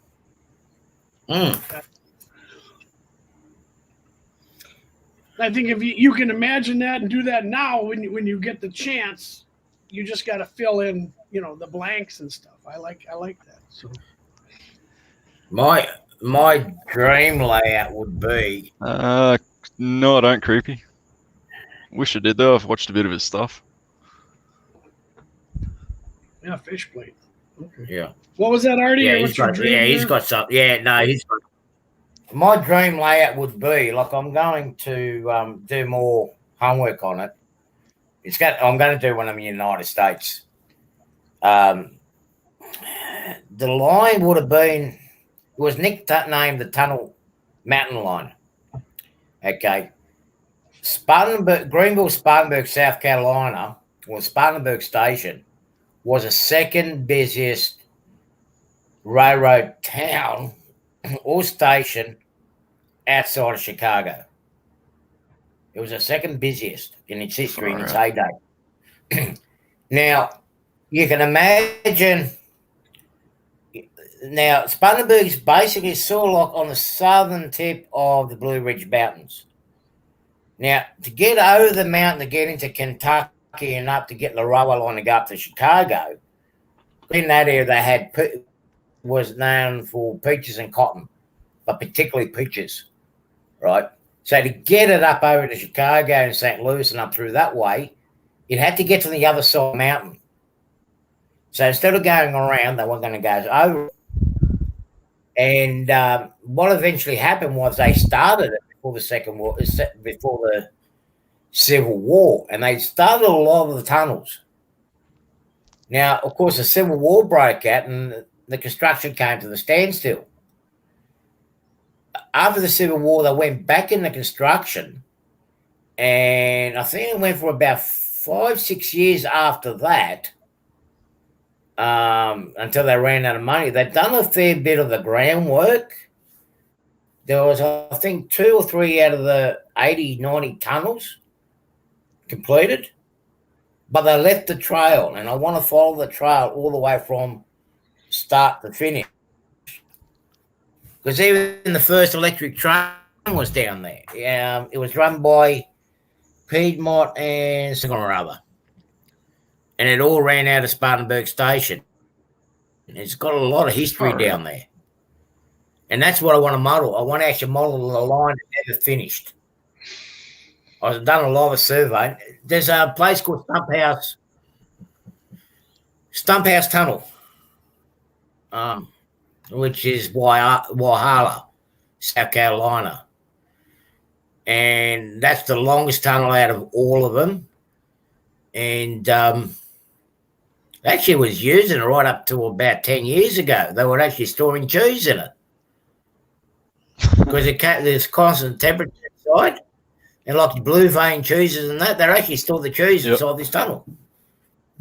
So there's a lot of history in it. Beautiful scenery, though. So it was built in 1853. Jeez. Yeah. And it was meant to connect the East Coast and that region with the rest of America, but it never got completed. But the trail is still there.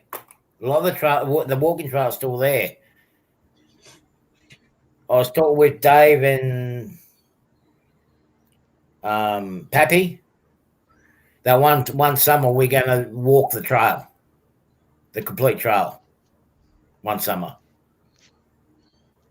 Just to evaluate and see how we go. We used to, creepy, but they don't do it anymore for health reasons. One at Stanwell Park and whatnot, they don't grow mushrooms in it anymore. So that tunnel was meant to be 5,863 feet long. Yeah. That's a mile. Wow. And they only got 1,600 feet into it. Bloody hard rock. Very hard rock. Can you imagine how hard that'd be back in those days with what they had? Yeah. I mean, jeez. But I'm thinking, like at the tunnel mouth, at the tunnel mouth is the picnic area. That's where used to be the original town there. Construction town, basically. And they had a lot of Irish migrants there. And believe it or not, that's where one of the biggest massacres of its day, which a lot of people haven't heard about and have forgotten about, that's where one of the biggest massacres of slaves were. When the railroad company went bankrupt, instead of paying out the workers and whatnot, they executed all the workers, didn't they? It's got a dark history to it as well. It's definitely a different time. Yeah. That's for We sure. won't go down. Yeah. That's the way they did. That's the way we did. That's the way they did things in the South, eh? Yeah. Well, funnily enough, a diamond mine that I was actually at last shift, they ended up going bankrupt. You might have heard of it, Artie. It's the Merlin diamond mine, where they've pulled out Australia's largest diamond was found there. It was like 104 carats or something. And there's a graffiti all over the place of what remains that was from the original mine. Everything else has been stolen because they ended up the place went bust and nobody got paid. So there'd be people out there in the wet season up there with trucks and things just taking what they could. There's so much that's actually gone. And I think one of the dongers that we're actually staying in had you can see where it all been cut underneath. All the plumbing's been cut, all the air cons had been cut off, and it was ready to go. And they had the cops show up there when these people were about to put it on the truck, and they said, "Look, if you just leave it there, we won't charge you with anything. But you got to go." But this place, totally went bust. I think it was several hundred workers that were put out. Not paid, nothing. Well, look at the mine down here. Yeah, Gary will probably know. We've got two mines down here that were leased out by the Indians. They pretty much got the coal and everything else. They didn't pay a friend of mine for cartage. They only paid probably about an eighth of the bill to cut the coal from the mine to the coal loader. The railroad, which was first, it was Queensland Pacific National, but the one that it wasn't Pacific National. QR National had the original contract to cut the coal for them. They never paid QR National, but they also had another mine two mines up in Queensland. They ripped all the good coal out, put it on the ship as quick as they could, and then claimed bankruptcy. Jeez. Yeah, it's a wild industry down here when you get into some of the stories. Like that big mine that was supposed to open up in Queensland should not have been opened because it's owned by the relation. It's owned by the steelworks or the same blokes that went broke down here. They're all sleeping underneath the same roof. That's ridiculous. I find it funny though with that Carmichael mine that all the greenies got up in arms about it, but not too far away from it, there's a coal mine that's about to come on that's like even bigger than it is, and you've heard no news about it. I can't remember what it's called though, but I can find it.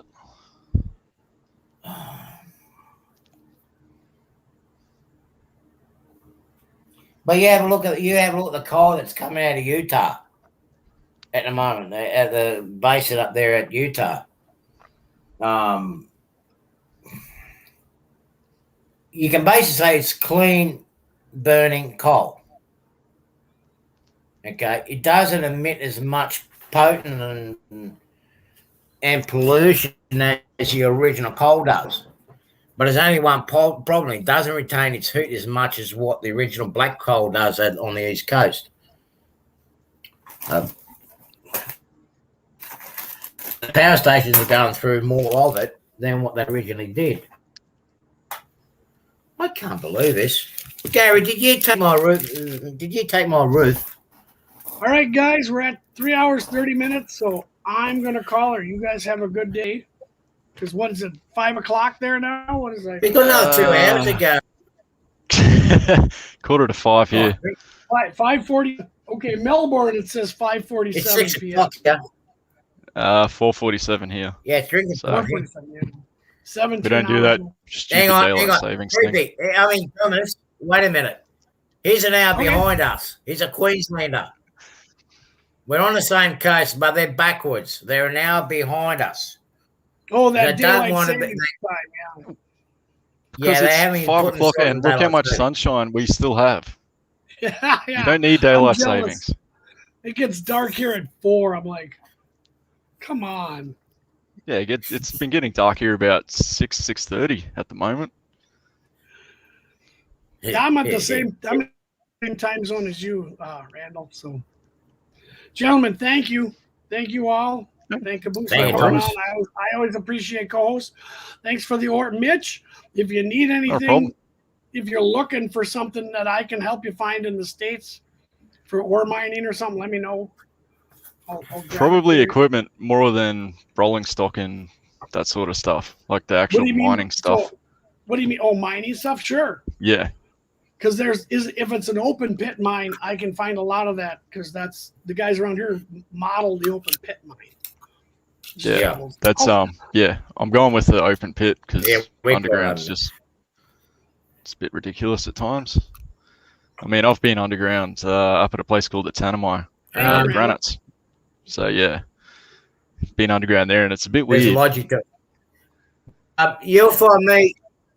Yeah, you'll find me, Mitch, on Oz America. Yep. Monterey Rating. So if you want to add me on there, I'll add you too. Okay. Facebook. Yeah. You'll find me there. We can help each other out there, even though you're. Okay. Yeah. Yeah, Mitch. Let me know what you're looking for a truck, a grader, or what type of excavator, because the guys around here are 3D printing. You know, the different sizes for the different eras. So let me know what equipment you want. Because I model the underground mine, so Yeah, should be able to find what I need. Quick plug for myself, I guess. Look up, as it says on the screen, GDR MCO on Facebook. You'll find a page, the Great Divide Railway Mining Company. It's not a huge amount of updates going on, simply because of work. Yeah, you got a YouTube. You got a YouTube channel. I do, and I've actually been doing podcasts with different freelance modelers. There you are. Okay. So if you follow my handle on YouTube, you should be able to find my channel, and you'll find a series there that I've actually been doing with Brad McClellan of the Virginian and Ohio. Oh, so you're doing a podcast too? Okay. Yep. Just talking to people. Okay. Well, I've been calling it the GD Podcast. Okay. Sort of just named after the channel, and yeah, there's about 4 episodes. I've got another one to put up with Brad. And I think we've got one more episode to do with him as well. Okay. Well, yeah, if you just talk modeling and stuff, or? Yeah, pretty much just about the railway. So if I was to do one with you, Thomas, it'd be all about Splitrock. Yeah, I'd like that. Maybe we'll get you on our podcast too. Mine's called The Crossing Gate. Yep, I've seen your ads for it. Okay. Yeah, it's basically about 7 or 8 of us, and like we get 5 together and we pick a topic and go at it, pretty much like this. So, yeah, Creepy just subbed. I did too. Thanks, Mitch. Thanks, Artie. I appreciate everything. Hope your trip coming up goes well. And thank you, everyone, for stopping in. No worries. Thank you. Thank you, guys. Everyone say goodnight.